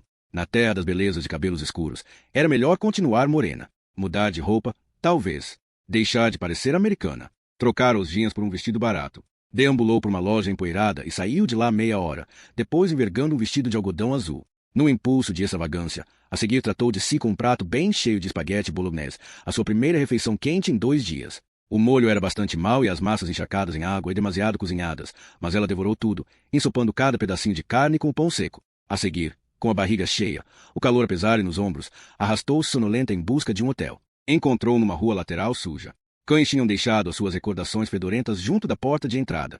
Havia roupa lavada a ondular nas janelas, uma lata de lixo, zumbindo com moscas, a transbordar de desperdício e garrafas partidas. Perfeito. O quarto que lhe foi atribuído dava para um sombrio pátio interior. Enquanto desabotoava o vestido, ficou de olhos postos lá embaixo, num gato escancelado que saltava sobre algo demasiado pequeno para Lily perceber o que era. Um fio? Um rato condenado? Ficando só com a roupa interior, deixou-se cair sobre a cama grumosa e escutou o zumbido das janelas com o ar-condicionado no pátio, o toque das buzinas e o roncar dos autocarros da cidade eterna. Uma cidade com 4 milhões de habitantes é um bom lugar para alguém se esconder durante algum tempo, pensou. Ninguém me encontrará facilmente aqui. Nem mesmo o diabo.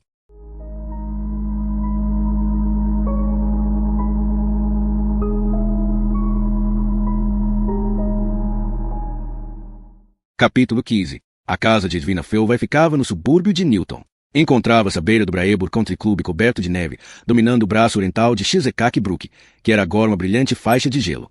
Embora não fosse certamente a maior casa nesta estrada de grandiosas residências, as suas cantadoras excentricidades distinguiam-na das suas vizinhas mais imponentes. Grossas trepadeiras de glicínias tinham subido pelos seus muros de pedra, agarrando-se aí como dedos artríticos, aguardando a primavera para aquecer os seus entrenós e obter florescências. Enquadrado por uma das colmeeiras, um grande óculo com vitral espreitava como um olho multicolor.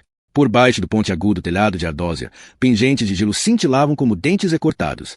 No jardim da frente, esculturas erguiam cabeças cobertas de gelo, como se emergissem da hibernação presa na neve, uma fada alada, ainda congelada a meio do voo, um dragão, com seu sopro ardente temporariamente extinto, uma donzela graciosa, a coroa de flores na sua cabeça transformada pelo inverno numa coroa de campânulas brancas. O que é que achas?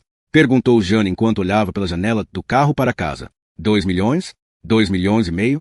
Nesta vizinhança, mesmo ao pé do campo de golfe? Calculo que mais do que 4, disse Belry Frost. Por esta velha casa esquisita? Não creio que seja assim tão velha. Bom, alguém se deu a muito trabalho para fazer parecer antiga. Envolvente. Era o que eu lhe chamaria. Certo. A casa dos 7 anões.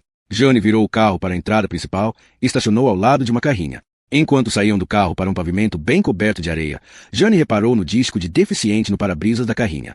Espreitando pela janela de trás, viu um elevador de cadeira de rodas. Olá, vocês aí, são os detetives? Chamou-os uma voz tonitruante. A mulher que estava no alpendre a acenar-lhes encontrava-se, obviamente, em boa forma física. Mistress Felvey? Perguntou Jane. Sim. E você deve ser detetive Risoli. E o meu parceiro, detetive Frost. Tenham cuidado com o pavimento, está escorregadio. Eu tento ter a entrada com areia para visitas, mas realmente não há nada que substitua sapatos confortáveis. Confortável era uma palavra que manifestamente se aplicava ao guarda-roupa de Edwina Felvey, notou Jane, enquanto subia os degraus para apertar a mão dela. Edwina vestia um casaco largo de tweed, calças de lã e Wellington de borracha, a vestimenta de uma mulher do campo inglesa, um papel que certamente parecia desempenhar, desde o seu sotaque até as suas botas verdes de jardinagem. Embora devesse ter 60 anos, mantinha-se direita e robusta como uma árvore, o seu rosto atraente avermelhado pelo frio, os seus ombros tão largos como os de um homem. O cabelo grisalho, cortado como de um pajem, estava preso atrás com pregadores de tartaruga, expondo um rosto com maçãs proeminentes e olhos azuis muito francos. Não precisava de maquilhagem, já era suficientemente impressionante sem ela. Pus a chaleira a aquecer, disse Edwina, entrando à frente deles na casa, caso quisessem tomar chá. Fechou a porta, descalçou as botas e enfiou os pés calçados com meias nos chinelos gastos. Do andar de cima, chegou o ladrar excitado de cães. Cães grandes, pelo som que faziam. Ah, eu fechei-os no quarto. Eles não são nada disciplinados quando vêem estranhos. E são bastante assustadores. Quer que tiremos os sapatos? Perguntou Frost. Céus, esqueçam isso. De qualquer modo, os cães estão sempre a entrar e a sair, arrastando areia cá para dentro. Não me posso preocupar com o chão. Esperem, deixe-me tirar-lhes os casacos. Enquanto Jane despia o busão, não conseguiu deixar de olhar para cima, para o teto que se abobadava por cima deles. As través abertas eram como as vigas de um salão medieval. O óculo com vitrais em que tinha reparado lá fora irradiava, num círculo luminoso de cores cristalizadas. Para onde quer que olhasse, em cada parede, via coisas estranhas. Um nicho com uma virgem de madeira, ornamentada com folha de ouro e vidros de muitas cores. Um tríptico ortodoxo russo pintado com tons de pedras preciosas. Estátuas de animais e chailes de oração tibetanos, e uma fila de bancos de carvalho. Encostado a uma parede estava um poste em forma de totem dos índios americanos que se erguia para o teto de 2 pisos. Ena, disse Frost, tem aqui um lugar realmente interessante, minha senhora. O meu marido era antropólogo e colecionador, até ficarmos sem espaço para pormos tudo aqui. Apontou para a cabeça de águia que olhava com ar furioso do poste em forma de totem. Essa coisa era sua preferida. Há ainda mais disto em armazém. Provavelmente vale uma fortuna, mas eu fiquei ligada a cada uma destas peças horríveis e não me consigo separar delas. E o seu marido está morto. Ela disse isso sem hesitar, como uma coisa natural. Ele era bastante mais velho do que eu. Já sou viúva há anos, mas passamos uns bons 15 anos juntos. Pendurou os casacos deles e Jane vislumbrou algo no armário desarrumado, uma bengala de passeio, de ébano, coroado por um crânio humano. Aquela monstruosidade, pensou, eu já tinha deitado fora há muito tempo. Edwina fechou a porta do armário e olhou para eles. Tenho a certeza de que vocês, detetives, estão assoberbados com esta investigação. Por isso pensei que devíamos tornar-vos as coisas mais fáceis. Mais fáceis? Perguntou Jane. O crescente apito de uma chaleira fez Edwina olhar para o corredor. Vamos sentar-nos na cozinha, disse ela e foi à frente deles pelo corredor, com os seus chinelos gastos movendo-se rapidamente no velho soalho de carvalho. O Anthony avisou-nos que vocês queriam fazer um monte de perguntas, por isso fizemos uma cronologia para vos dar. Tudo o que nos lembramos da noite passada. Mr. Sansone discutiu isso consigo. Telefonou ontem à noite para me contar tudo o que aconteceu depois de eu ter saído de lá. Lamento que o tenha feito. Teria sido melhor se não tivesse falado com ele acerca disso. Edwina parou no corredor. Por quê? Para que abordar isto às cegas? Se queremos ser úteis para a polícia, temos de ter a certeza dos nossos factos. Eu preferia ter depoimentos separados das vossas testemunhas. Cada membro do nosso grupo é bastante independente, acredite. Cada um de nós mantém as suas próprias opiniões. Nem o Anthony queria que fosse de outra maneira. É por isso que trabalhamos tão bem juntos. O apito da chaleira foi bruscamente interrompido e Edvina olhou de relance para a cozinha. Ah, acho que ele já chegou lá. Ele? Quem é que estava na cozinha? Edvina correu para a cozinha e disse. Espera, deixa que eu faço isso. Está tudo bem, Vinny, já enchi o bule. Tu querias Irish breakfast, não era? O homem estava sentado numa cadeira de rodas, de costas viradas para os visitantes. Aqui estava o proprietário da carrinha parada na entrada. Ele girou a cadeira para os cumprimentar e Jane viu um emaranhado de débil cabelo castanho e óculos com espessos aros de tartaruga. Os olhos cinzentos que se cruzaram com os seus eram concentrados e curiosos. Parecia demasiado novo para ser filho de Edvina. Não devia ter mais do que 20 e tal anos. Mas parecia americano e não havia traços familiares comuns entre a robusta e saudável Edvina e este pálido jovem. Deixe-me apresentar-vos, disse Edvina. Estes são os detetives Frost e Rizzoli. E este é o Oliver Stark. Jane franziu o sobrolho para o jovem. Você era um dos convidados do jantar de ontem à noite, em casa do Sansone. Sim. Oliver fez uma pausa, examinando o rosto dela. Há algum problema nisso? Contávamos poder falar convosco separadamente. Eles não estão nada contentes por já termos discutido o caso entre nós, disse-lhe Edvina. Eu não previ que iam dizer isso, Vinny, mas é muito mais eficaz desta maneira, captando os pormenores juntos. Poupa tempo a todos. Edvina dirigiu-se à mesa da cozinha e juntou um enorme monte de jornais, tudo desde o Bangkok Post ao The Irish Times. Mudou-os para um balcão e a seguir puxou 2 cadeiras. Venham, sentem-se. Eu vou lá acima buscar o arquivo. Arquivo? Perguntou Jane. Claro que já começamos a fazer um arquivo. O Ammone pensou que poderiam querer cópias. Ela saiu a passos largos da cozinha e ouviram-na subir as escadas com passos bem firmes. Ela é como uma imensa sequoia, não é? Disse Oliver. Não sabia que as deixavam crescer tanto em Inglaterra. Rodou a sua cadeira para a mesa da cozinha e fez-lhe sinal para se juntarem a ele. Eu sei que isso contraria tudo que vocês, a polícia, acreditam. Interrogatórios separados de testemunhas e tudo isso. Mas isto é realmente mais eficaz. Mas, tivemos uma chamada em conferência esta manhã com o Gottfried, por isso estão a ter 3 depoimentos de testemunhas ao mesmo tempo. Esse seria Gottfried Baum? Perguntou Jane. O quarto convidado para o jantar? Sim. Ele teve de apanhar um avião para Bruxelas na noite passada, razão pela qual ele e Edvina saíram mais cedo do jantar. Telefonamos-lhe há poucas horas para compararmos os nossos apontamentos. Todas as nossas memórias são concordantes. Ele fez um sorriso baço a Jane. Pode ser uma das únicas vezes na história em que estamos todos de acordo numa coisa. Jane suspirou. Sabe, Mr. Stark, ninguém me chama isso. Eu sou Oli. Jane sentou-se para que seu olhar ficasse ao nível dele. Ele respondeu-lhe com um olhar de divertimento moderado e isso irritou-a. Um olhar que dizia, eu sou esperto e sei que sou. Certamente mais esperto do que uma mulher polícia. Também a irritou que ele tivesse provavelmente razão. Tinha o aspecto estereotipado do rapaz genial, junto do qual sempre tivemos medo de nos sentarmos nas aulas de matemática. O miúdo que entregava o seu exame de álgebra quando todos os outros ainda se debatiam com o primeiro problema. Não estamos a tentar estragar as vossas regras habituais, disse Oliver. Só queremos ser úteis. E podemos ser, se trabalharmos juntos. Lá em cima, os cães estavam a ladrar, com as unhas a bater para trás e para frente no soalho, enquanto Edvina os mandava calar, e uma porta fechou-se com força. Pode ajudar-nos só por responder às nossas perguntas, disse Jane. Acho que compreendeu mal. O que é que não estou a perceber? Quão úteis podemos ser para vocês? O nosso grupo. Certo. Mr. Sansone falou-me do vosso pequeno clube de luta contra o crime. É uma sociedade, não um clube. Qual é a diferença? Perguntou Frost. Oliver olhou para ele. A seriedade, detetive. Temos membros em todo o mundo. E não somos amadores.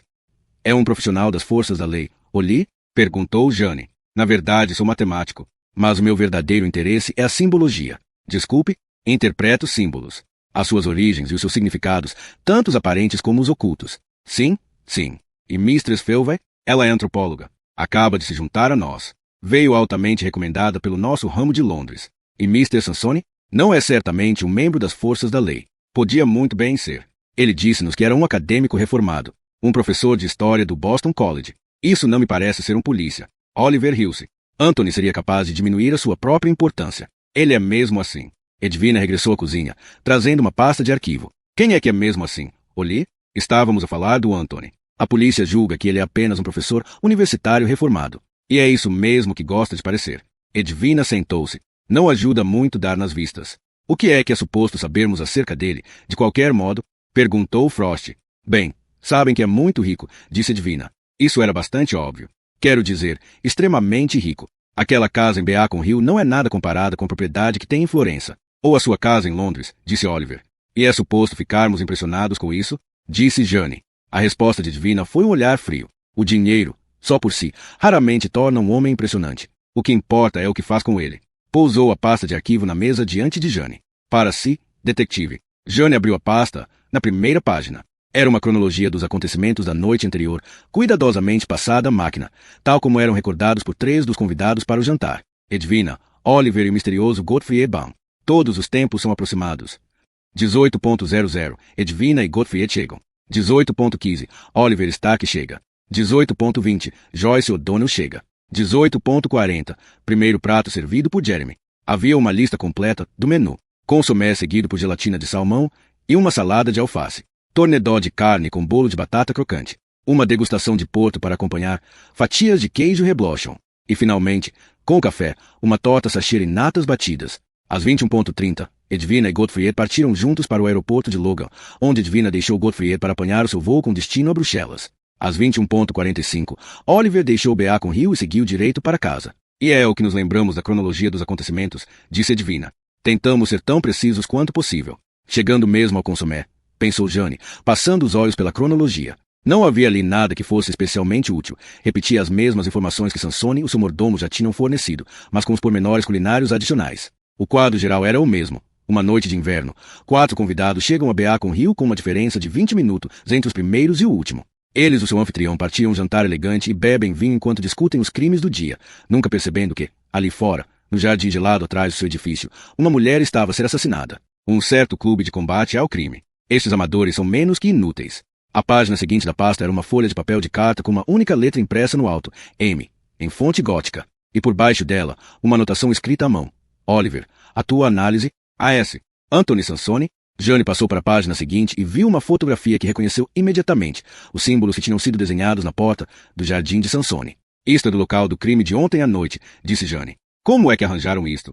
Anthony enviou isso esta manhã. É uma das fotos que ele fez ontem à noite. Isto não é suposto ser para distribuição pública, disse Jane. São provas. Uma prova muito interessante, disse Oliver. Sabe qual é o significado? Não sabe? Desses símbolos? São satânicos. Ah, essa é a resposta automática. Ver símbolos estranhos no local de crime e limitar-se a deduzir que é obra de algum detestável culto satânico. Os vilões favoritos de toda a gente. Frost disse. Acha que é outra coisa? Não estou a dizer que isto não podia ser um culto. Os satanistas usam realmente a cruz invertida como símbolo do anticristo. E nessa chacina na véspera de Natal, a que teve a decapitação, havia esse círculo desenhado no chão em torno da cabeça da vítima. E as velas acesas. Isso certamente lembra um ritual satânico. Como é que sabe disso? Oliver olhou de lado para Edwina. Eles pensam mesmo que somos ignorantes, não é? Não interessa como soubemos os pormenores, disse Edwina. O facto é que sabemos deste caso. Então o que é que pensa deste símbolo? Perguntou Frost, apontando para a fotografia. O que parece um olho. É também satânico? Depende, disse Oliver. Primeiro, pensemos no que viram no cenário do crime da véspera de Natal. Havia um círculo de giz vermelho no sítio onde ele colocou a cabeça cortada da vítima. E havia 5 velas queimadas no perímetro. Significando o quê? Bom, os círculos em si mesmos são símbolos bastante primitivos e universais. Podem significar todo gênero de coisas. O sol, a lua, proteção, eternidade, renascimento, o ciclo da vida. E, sim, é também usado por cultos satânicos para representar o órgão sexual feminino. Na realidade, não sabemos o que significava para a pessoa que o desenhou nessa noite. Mas podia ter um significado satânico, disse Frost. Claro. E as 5 velas podem representar os 5 pontos de um pentagrama. Agora olhemos para o que foi desenhado ontem à noite, na porta do jardim de Anthony. Apontou para a fotografia. O que é que vê? Um olho. Diga-me mais sobre este olho. Tem, segundo parece, uma lágrima e uma pestana espetada por baixo dele. Oliver tirou uma caneta do bolso da camisa e virou a página de papel de carta do outro lado em branco. Deixe-me desenhá-lo mais nitidamente, para que possam ver exatamente quais são os diferentes elementos deste símbolo. Na folha de papel reproduziu o desenho. Continua a parecer um olho, disse Frost. Sim, mas todas estas características, a pestana, a lágrima, fazem dele um olho muito específico. Este símbolo é chamado Uja. Especialistas em cultos satânicos dirvusam que isto é um símbolo do olho que tudo vê, de Lúcifer. A lágrima está aqui porque ele chora todas as almas que estão fora da sua influência. Alguns teóricos da conspiração afirmam que é o mesmo olho impresso nas notas dos Estados Unidos. O que aparece no topo da pirâmide? Exatamente. Uma suposta prova de que as finanças do mundo são dirigidas por adoradores de Satanás. Então voltamos aos símbolos satânicos, disse Jane. É uma interpretação. Quais são as outras? Isto é também um símbolo usado pela antiga fraternidade dos franco-maçons. E nesse caso tem um significado bastante benigno. Para eles, simboliza esclarecimento e iluminação. A busca do conhecimento, disse Edwina. Tem a ver com a aprendizagem dos segredos do seu mestre. Jane disse. Está a dizer que este homicídio foi feito por um franco-maçom? Deus do céu, não! Exclamou Oliver. Não é nada disso que estou a dizer. Os pobres franco-maçons têm sido alvo de tantas acusações mal-intencionadas que nem sequer as vou repetir. Estou só a dar-vos uma rápida lição de história. Esta é a minha área de estudos. Sabem, a interpretação de símbolos. Estou a tentar explicar que este símbolo, Uller, é bastante antigo. Foi usado ao longo da história com vários objetivos. Para algumas pessoas, o seu significado é sagrado. Para outras, é assustador, um símbolo do mal. Mas o seu significado original, no tempo do Antigo Egito, era bastante menos ameaçador, e especialmente prático. O que é que significava então? Representava o olho de Horus, o deus do sol. Horus é geralmente representado em pinturas ou esculturas com uma cabeça de falcão num corpo humano. Era personificado na terra pelo faraó. Jane suspirou. Então podia ser um símbolo satânico ou um símbolo de iluminação. Ou o olho de um certo deus egípcio com cabeça de pássaro. Há ainda outra possibilidade. Calculei que fosse dizer isso.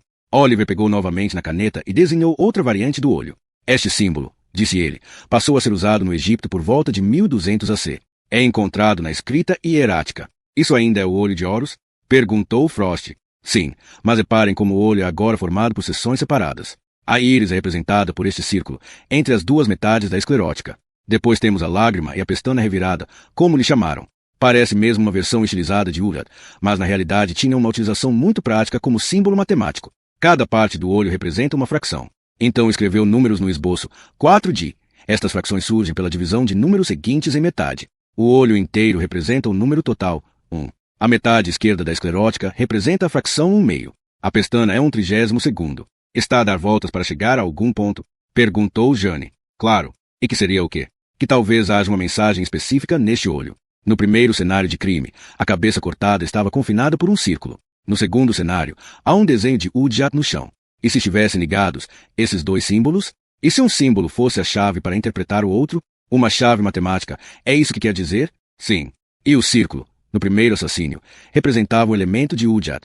Jane franziu o sobrolho para os esboços de Oliver, para os números que ele tinha rabiscado nas várias seções do olho que tudo vê. Está a dizer que o círculo no primeiro assassínio é realmente suposto ser a íris. Sim. E tem um valor. Quer dizer que representa um número, uma fração. Ela ergueu os olhos para Oliver e viu que estava inclinado para ela, com um rubor de excitação nas faces.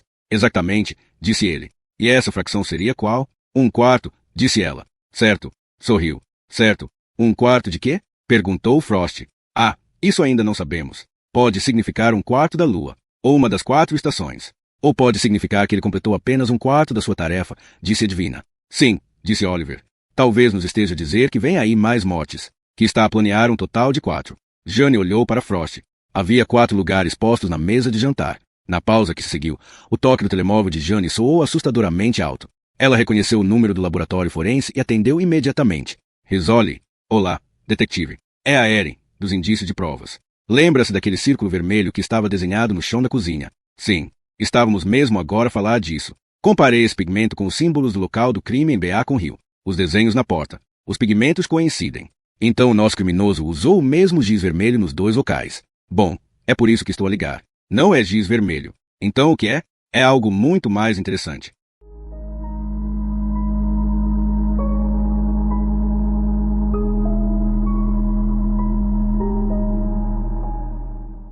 Capítulo 16. O laboratório forense era na ala sul do Departamento de Polícia de Boston, na Schroeder Plaza, mesmo ao fundo do corredor vindo dos gabinetes da unidade de homicídios.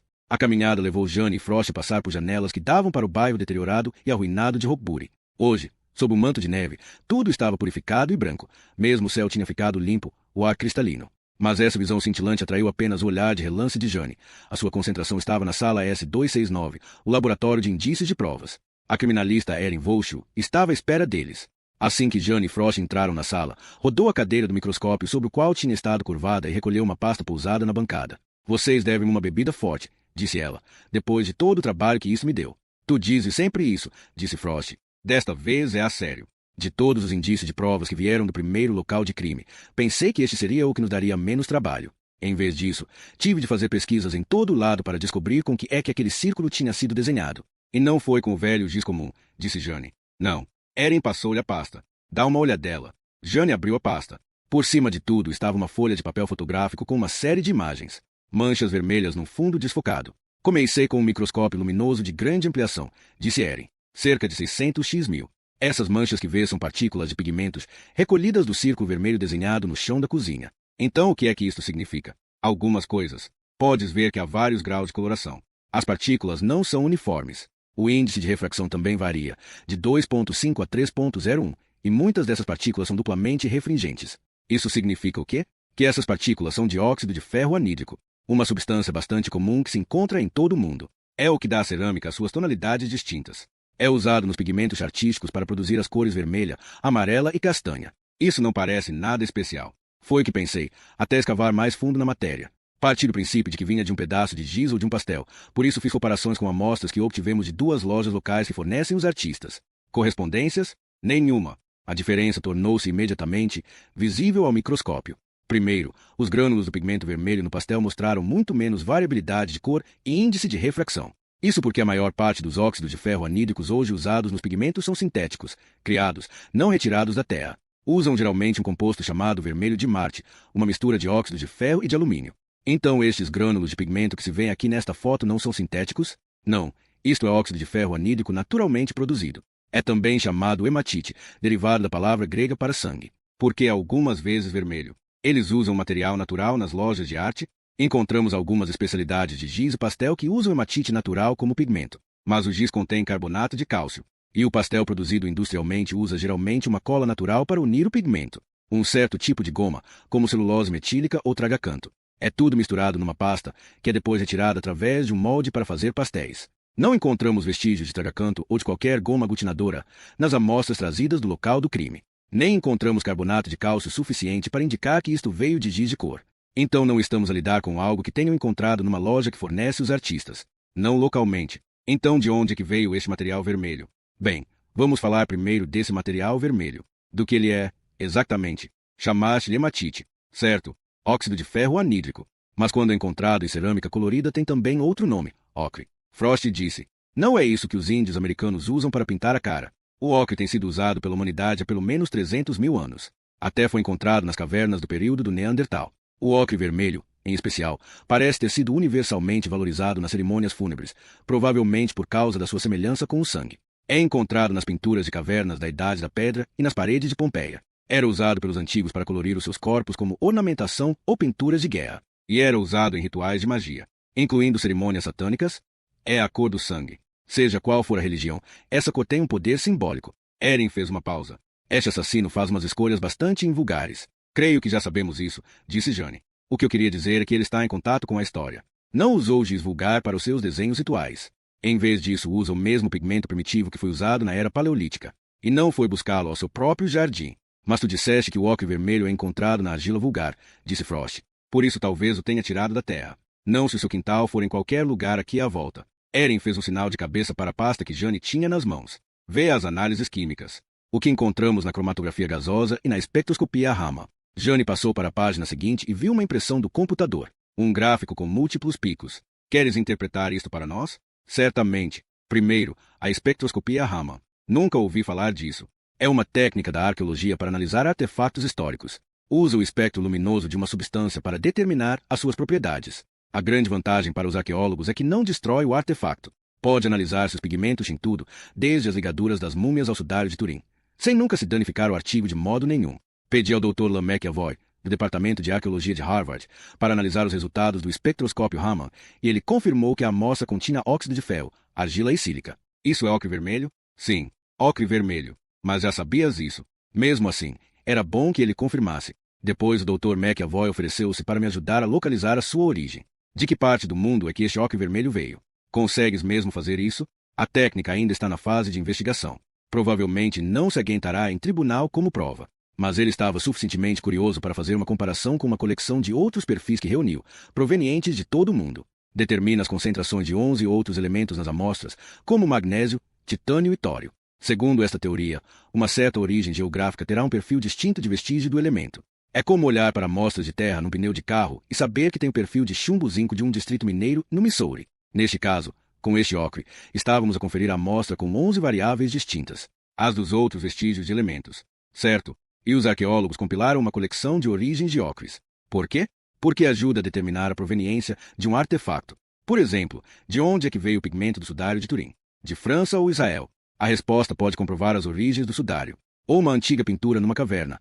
Onde é que o artista obteve o seu ocre? Se veio de 1.600 quilômetros de distância, diz-nos que ele próprio percorreu essa distância ou que havia alguma forma de comércio pré-histórico. É por isso que a coleção de origens dos ocres é tão valiosa. Dá-nos uma visão das vidas dos antigos. O que é que sabemos sobre a nossa amostra de pigmento? Perguntou Frost. Bom, Eren sorriu. Primeiro, tem especialmente uma grande proporção de dióxido de manganésio, 15%, dando-lhe um tom mais profundo, mais vivo. É a mesma proporção encontrada em ocres vermelhos que foram usados na Itália medieval. É italiano? Não. Os venezianos importavam-no de outras paragens. Quando o Dr. McAvoy comparou o perfil completo dos elementos, descobriu que correspondia a uma certa localização, um lugar onde ainda hoje extraem ocre vermelho. A ilha de Chipre. Jane disse, preciso de ver um mapa do mundo. Eren apontou para a pasta.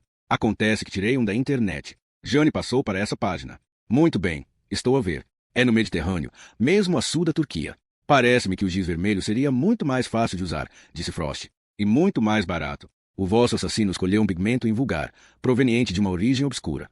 Talvez tenha laços com Chipre. Ou pode estar apenas a brincar conosco, disse Frost, desenhando símbolos estranhos, usando pigmentos estranhos. É como se ele quisesse brincar com as nossas cabeças. Jane ainda estava a estudar o mapa. Pensou no símbolo desenhado na porta, no jardim de Anthony Sansone. Udjat, o olho que tudo vê. Olhou para Frost. O Egito fica diretamente a sul de Chipre. Estás a pensar no olho de Horus? O que é isso? Perguntou Eren. É aquele símbolo deixado no local do crime de Beacon Hill, disse Jane. Horus é o deus egípcio do sol. É um símbolo satânico? Não sabemos o que significa para este assassino, disse Frost. Toda a gente tem uma teoria. É um satanista. É um entusiasta da história. Ou pode ser apenas uma mania por coisas antiquadas. Eren concordou. Como o filho de Sam. Lembro-me que a polícia perdeu imenso tempo a tentar saber quem era o misterioso Sam. Acabou por se descobrir que não passava da alucinação auditiva do assassino. Um cão que falava. Jane fechou a pasta. Sabes, só espero que o nosso assassino também seja louco. Por quê? Perguntou Eren. Porque tenho muito mais medo da alternativa. De que este assassino seja perfeitamente lúcido. Jane e Frost estavam sentados no carro enquanto o motor aquecia e se desembaciava o vidro do para-brisas. Se fosse assim tão fácil dissipar o manto de nevoeiro que envolvia o assassino. Ela não conseguia formar uma imagem dele, não conseguia começar a imaginar como seria. Um místico, um artista, um historiador, só sei que ele é um carniceiro. Frost meteu a mudança e eles entraram no tráfego, que estava a mover-se muito mais devagar do que o habitual, em estradas escorregadias com o gelo. Sob o céu limpo, a temperatura estava a baixar e esta noite o frio seria o mais cortante deste inverno. Era uma noite para ficar em casa e comer um guisado substancial, uma noite, assim esperava, em que o mal estaria afastado das ruas. Frost seguiu para leste pela Columbus Avenue, depois dirigiu-se para Beacon Hill, onde planeavam dar outra olhadela ao local do crime. O carro por fim tinha aquecido, e ela temia ter de sair novamente, para esse vento, para o jardim de Sansone, ainda manchado com sangue congelado. Ela reparou que se estavam a aproximar da Massachusetts Avenue e de repente disse, podes virar à direita? Não íamos para a casa do Sansone? Vira aqui. Se tu o dizes. Virou à direita. Continua em frente. Para Albany Street. Vamos para o M? Não. Então para onde é que vamos? É mesmo ali. Mais 2 quarteirões. Ela viu os números a passar e disse, para. Aqui mesmo. Olhou para o outro lado da rua. Frost encostou ao passeio e franziu seu brolho para Jane. O Quincos? O meu pai trabalha ali. Deu uma olhadela ao relógio. E já é meio-dia. O que é que estamos a fazer? Estamos à espera. Caramba, Risoli. Isso não é por causa da tua mãe, ou é? Está a lixar-me a vida toda. Os teus pais estão a ter uma desavença. Acontece. Espera até a tua mãe se mudar para a tua casa. Vais ver como Alice vai reagir. Tenho certeza de que isso há de acabar por passar e a tua mãe voltará para casa. Não. Se há outra mulher envolvida. Ele endireitou-se no assento. Aí está ele. Frank Risoli saiu da porta da frente do Quinco e puxou o feixe do busão. Olhou para o céu, teve um arrepio visível e exalou um bafo que fez o remoinho branco no frio. Parece que está no seu intervalo de almoço, disse Frost. Qual é o problema?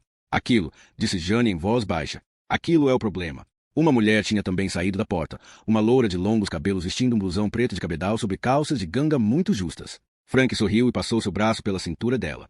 Começaram a andar pela rua, afastando-se de Jane e Frost, abraçados um ao outro pela cintura. Que raio, disse Jane. É mesmo verdade. Sabes? Creio que devíamos sair daqui. Olha para eles. Olha para eles. Frost ligou o motor. Na verdade, já comia alguma coisa. Que tal se fossemos ao... Jane abriu a porta com um empurrão e saiu. Oh, Risoli, por favor. Ela precipitou-se para o outro lado da rua e caminhou majestosamente pelo passeio, mesmo atrás do pai. É, gritou. É. Frank parou, baixando o braço da cintura da mulher. Virou-se e ficou a ver, de queixo descaído, a filha aproximar-se. A loura ainda não tinha desfeito seu abraço e continuou agarrada a Frank, mesmo quando ele fez tentativas vãs para se soltar. Vista ao longe, a mulher parecerá realmente alguém que chama a atenção, mas à medida que Jane se aproximava viu, abrindo-se em leque dos olhos dessa mulher, rugas fundas e mesmo uma maquilhagem espessa não conseguia esconder, e captou o cheiro a fumo de cigarro. Isto era o bom rabo pelo qual Frank trocara a mulher dele, uma lambisgoia com cabelo comprido, este equivalente humano de um Golden Retriever. Jane, disse Frank, não é o momento para... Quando é que é o momento? Eu telefono-te. Está bem? Falamos disso esta noite. Frank, querido, o que é que se passa? Perguntou a loura. Não lhe chames Frank. Jane deitou-lhe um olhar furioso. E qual é o seu nome? O queixo da mulher empinou-se. Quem é que quer saber? Limite-se a responder ao raio da pergunta. Sim, obrigue-me a responder. A loura olhou para Frank. Quem é esta? Frank levou a mão à cabeça e gemeu, como se estivesse com dores. Ena, pá, polícia de Boston, disse Jane. Tirou a sua identificação e estendeu-a para a cara da mulher. Agora diga-me o seu nome. A loura nem sequer olhou para a identificação. O seu olhar espantado estava posto em Jane. Sandy, murmurou. Sandy quê?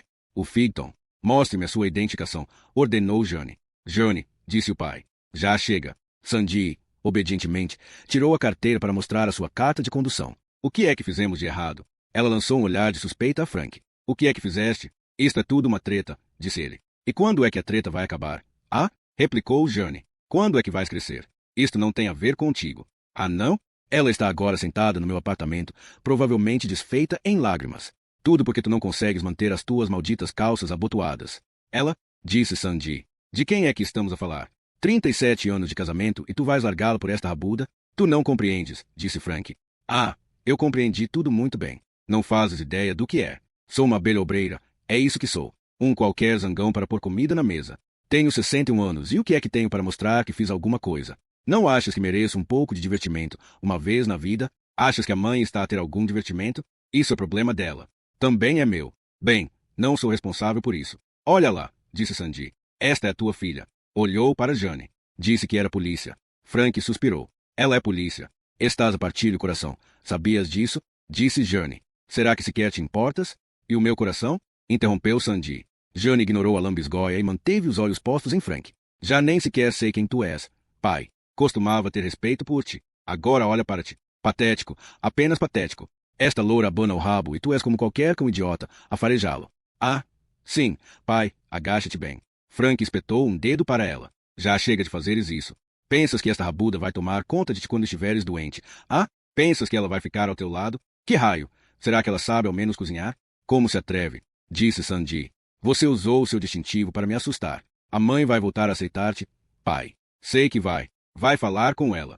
Há uma lei contra o que você fez, disse Sandy. Tem de haver. É assédio policial.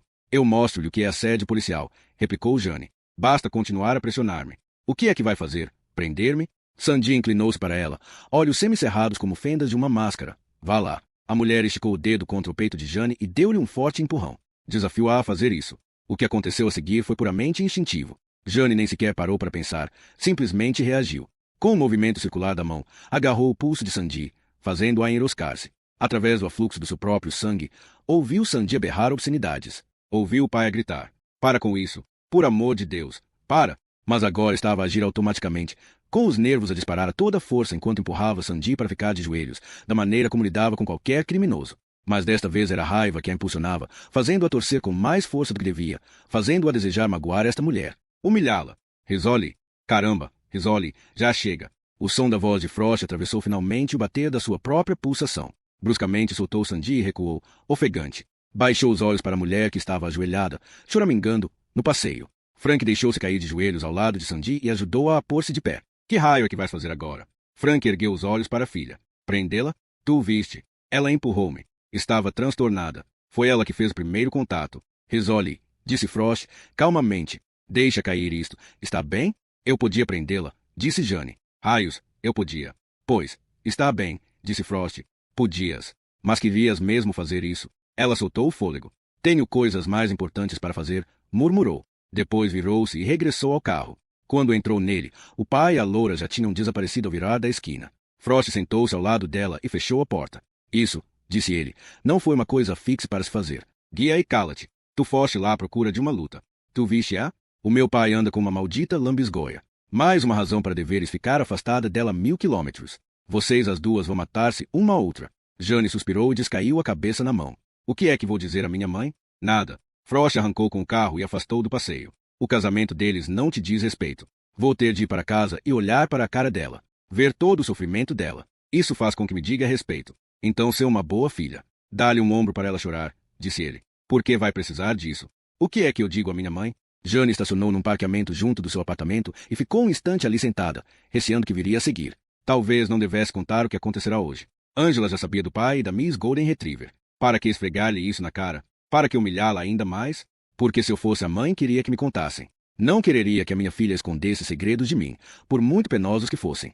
Jane saiu do carro, debatendo-se com o que iria dizer, sabendo que, fosse o que fosse que decidisse, ia ser uma noite miserável, e que pouco podia fazer ou dizer para aliviar a dor da mãe. Ser uma boa filha, dissera Frost, dá-lhe um ombro para chorar. Está bem, isso ela conseguia arranjar. Subiu as escadas para o segundo andar, sentindo seus pés a ficarem mais pesados a cada degrau, ao mesmo tempo que amaldiçoava silenciosamente Miss Sandil Ficton, que tinha lixado as vidas de todos eles. Ah, eu fiquei de olho em ti. Basta que atravesses a rua com sinal vermelho, lambisgoia, e eu estarei lá. Multas de estacionamento por pagar, más notícias para ti. A mãe não pode postar, mas eu posso certamente fazer isso.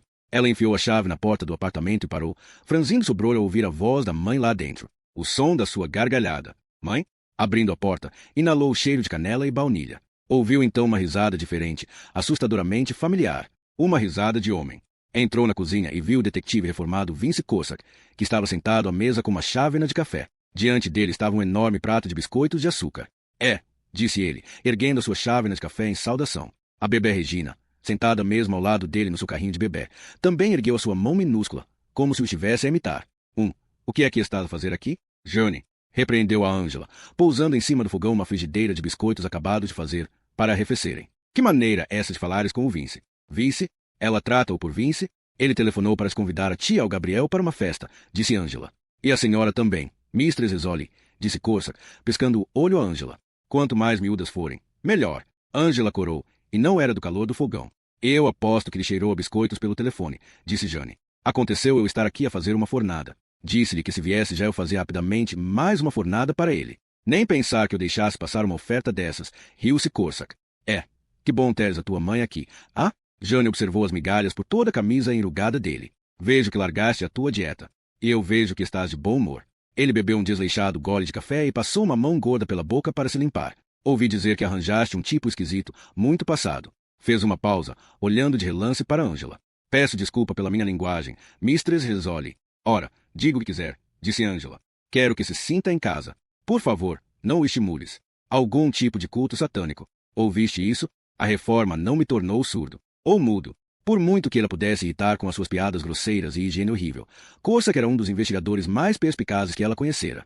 Embora estivesse reformado desde o ataque de coração que sofrerá no ano anterior, nunca abandonara realmente o distintivo. Numa noite de fim de semana, ela ainda podia encontrar a passar o tempo no J.P. Doyle's, um dos bebedouros favoritos da polícia de Boston, pondo-se em dia com as últimas histórias de guerra. Reformado ou não, Vice Corsac queria morrer polícia. Que mais é que ouviste? Perguntou Jane, setando-se à mesa. Que o teu criminoso é um artista. Deixa uns desenhinhos giros. E gosta de... Corsac fez uma pausa e olhou de lado para Angela, que estava a tirar biscoitos da frigideira, cortar e livrar-se das coisas. Estou a ficar quente, um bocadinho demasiado quente. Angela descolou o último dos biscoitos e guardou-os num saco com feixe de correr. Com um gesto teatral, colocou-o diante de Corsac. Esta não era a Angela que Jane esperara encontrar quando viesse para casa. A sua mãe estava, na verdade, numa grande azáfama na cozinha, juntando panelas tigelas, salpicando água de sabão enquanto limpava o lava-loiças. Não parecia miserável ou abandonada ou deprimida. Parecia 10 anos mais nova. É isto que acontece quando teu marido te abandona. Conta mais a Jane sobre a tua festa, disse Angela, voltando a encher a chávena de Corsac. Ah, pois. Sorveu ruidosamente o café. Estás a ver, eu assinei os meus papéis de divórcio na semana passada. Quase um ano de discussões por causa do dinheiro e finalmente acabou. Achei que era a altura de celebrar o meu novo estatuto de homem livre. Mandei decorar o meu apartamento todo. Um belo sofá de cabedal, uma televisão com grande ecrã. Vou comprar uns caixotes de bebidas, juntar alguns amigos e vamos todos fazer uma festa. Ele tinha se tornado num adolescente de 55 anos, com pança e careca coberta pelo cabelo lateral. Poderia ainda ficar mais patético. Por isso tu vais, não é verdade? Perguntou a Jane. Segundo sábado de janeiro. Deixa-me conferir a data com o Gabriel. Se ele não puder, pode sempre ir por ti. Vê só se levas esta tua irmã mais velha. Piscou o olho a Angela e ela soltou uma risadinha. Isto estava a tornar-se mais penoso a cada minuto que passava. Jane ficou quase aliviada ao ouvir o toque abafado do seu telemóvel. Dirigiu-se à sala de estar, onde pegou na bolsa e dela tirou o telemóvel. Risoli, disse ela. O tenente Marchetti não perdeu tempo com brincadeiras. Precisa de mostrar mais respeito ao Anthony Sansone, disse ele. Na cozinha, ela podia ouvir Corsaca rir-se e esse som, de repente, irritou-a. Se vais namoriscar a minha mãe, por amor de Deus, leva-a para outro lado. Ouvi dizer que tu fizeste passar por um mau bocado, a ele e aos amigos, disse Marchetti. Talvez possa definir o que quer dizer com mau bocado. Interrogaste durante quase 2 horas. Atormentaste com perguntas o mordomo dele, os seus convidados. Depois voltaste a vê-lo novamente esta tarde. Estás a fazer-lhe sentir como se fosse ele que está a ser investigado. Caramba, lamento se feriu os sentimentos dele. Estávamos só a fazer o que fazemos sempre. Risoli, tenta meter na tua cabeça que o sujeito não é suspeito. Ainda não cheguei a essa conclusão. A O'Donnell estava na casa dele. A Ivy Kassovitz foi morta no jardim dele. E quando o mordomo dele encontra o corpo, o que é que Sansone faz? Tira fotografias. Passa-as aos amigos. Quer saber a verdade? Aquelas pessoas não são normais. Certamente o Sansone não é suspeito. Não o eliminei da lista. Pode confiar em mim neste caso. Deixa-o em paz. Ela fez uma pausa. Quer dizer-me mais alguma coisa, tenente?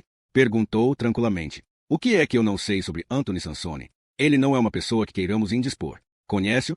Não pessoalmente. Só estou a transferir a palavra que veio de cima. Foi-nos dito para tratarmos com respeito. Ela desligou. Mudando-se para a janela, ficou a olhar um céu da tarde que não era azul. Mais neve vinha provavelmente a caminho. Ela pensou. No momento pensamos se podemos ver para sempre, depois as nuvens avançam e obscurecem tudo. Estendeu a mão novamente para o telemóvel e começou a marcar um número.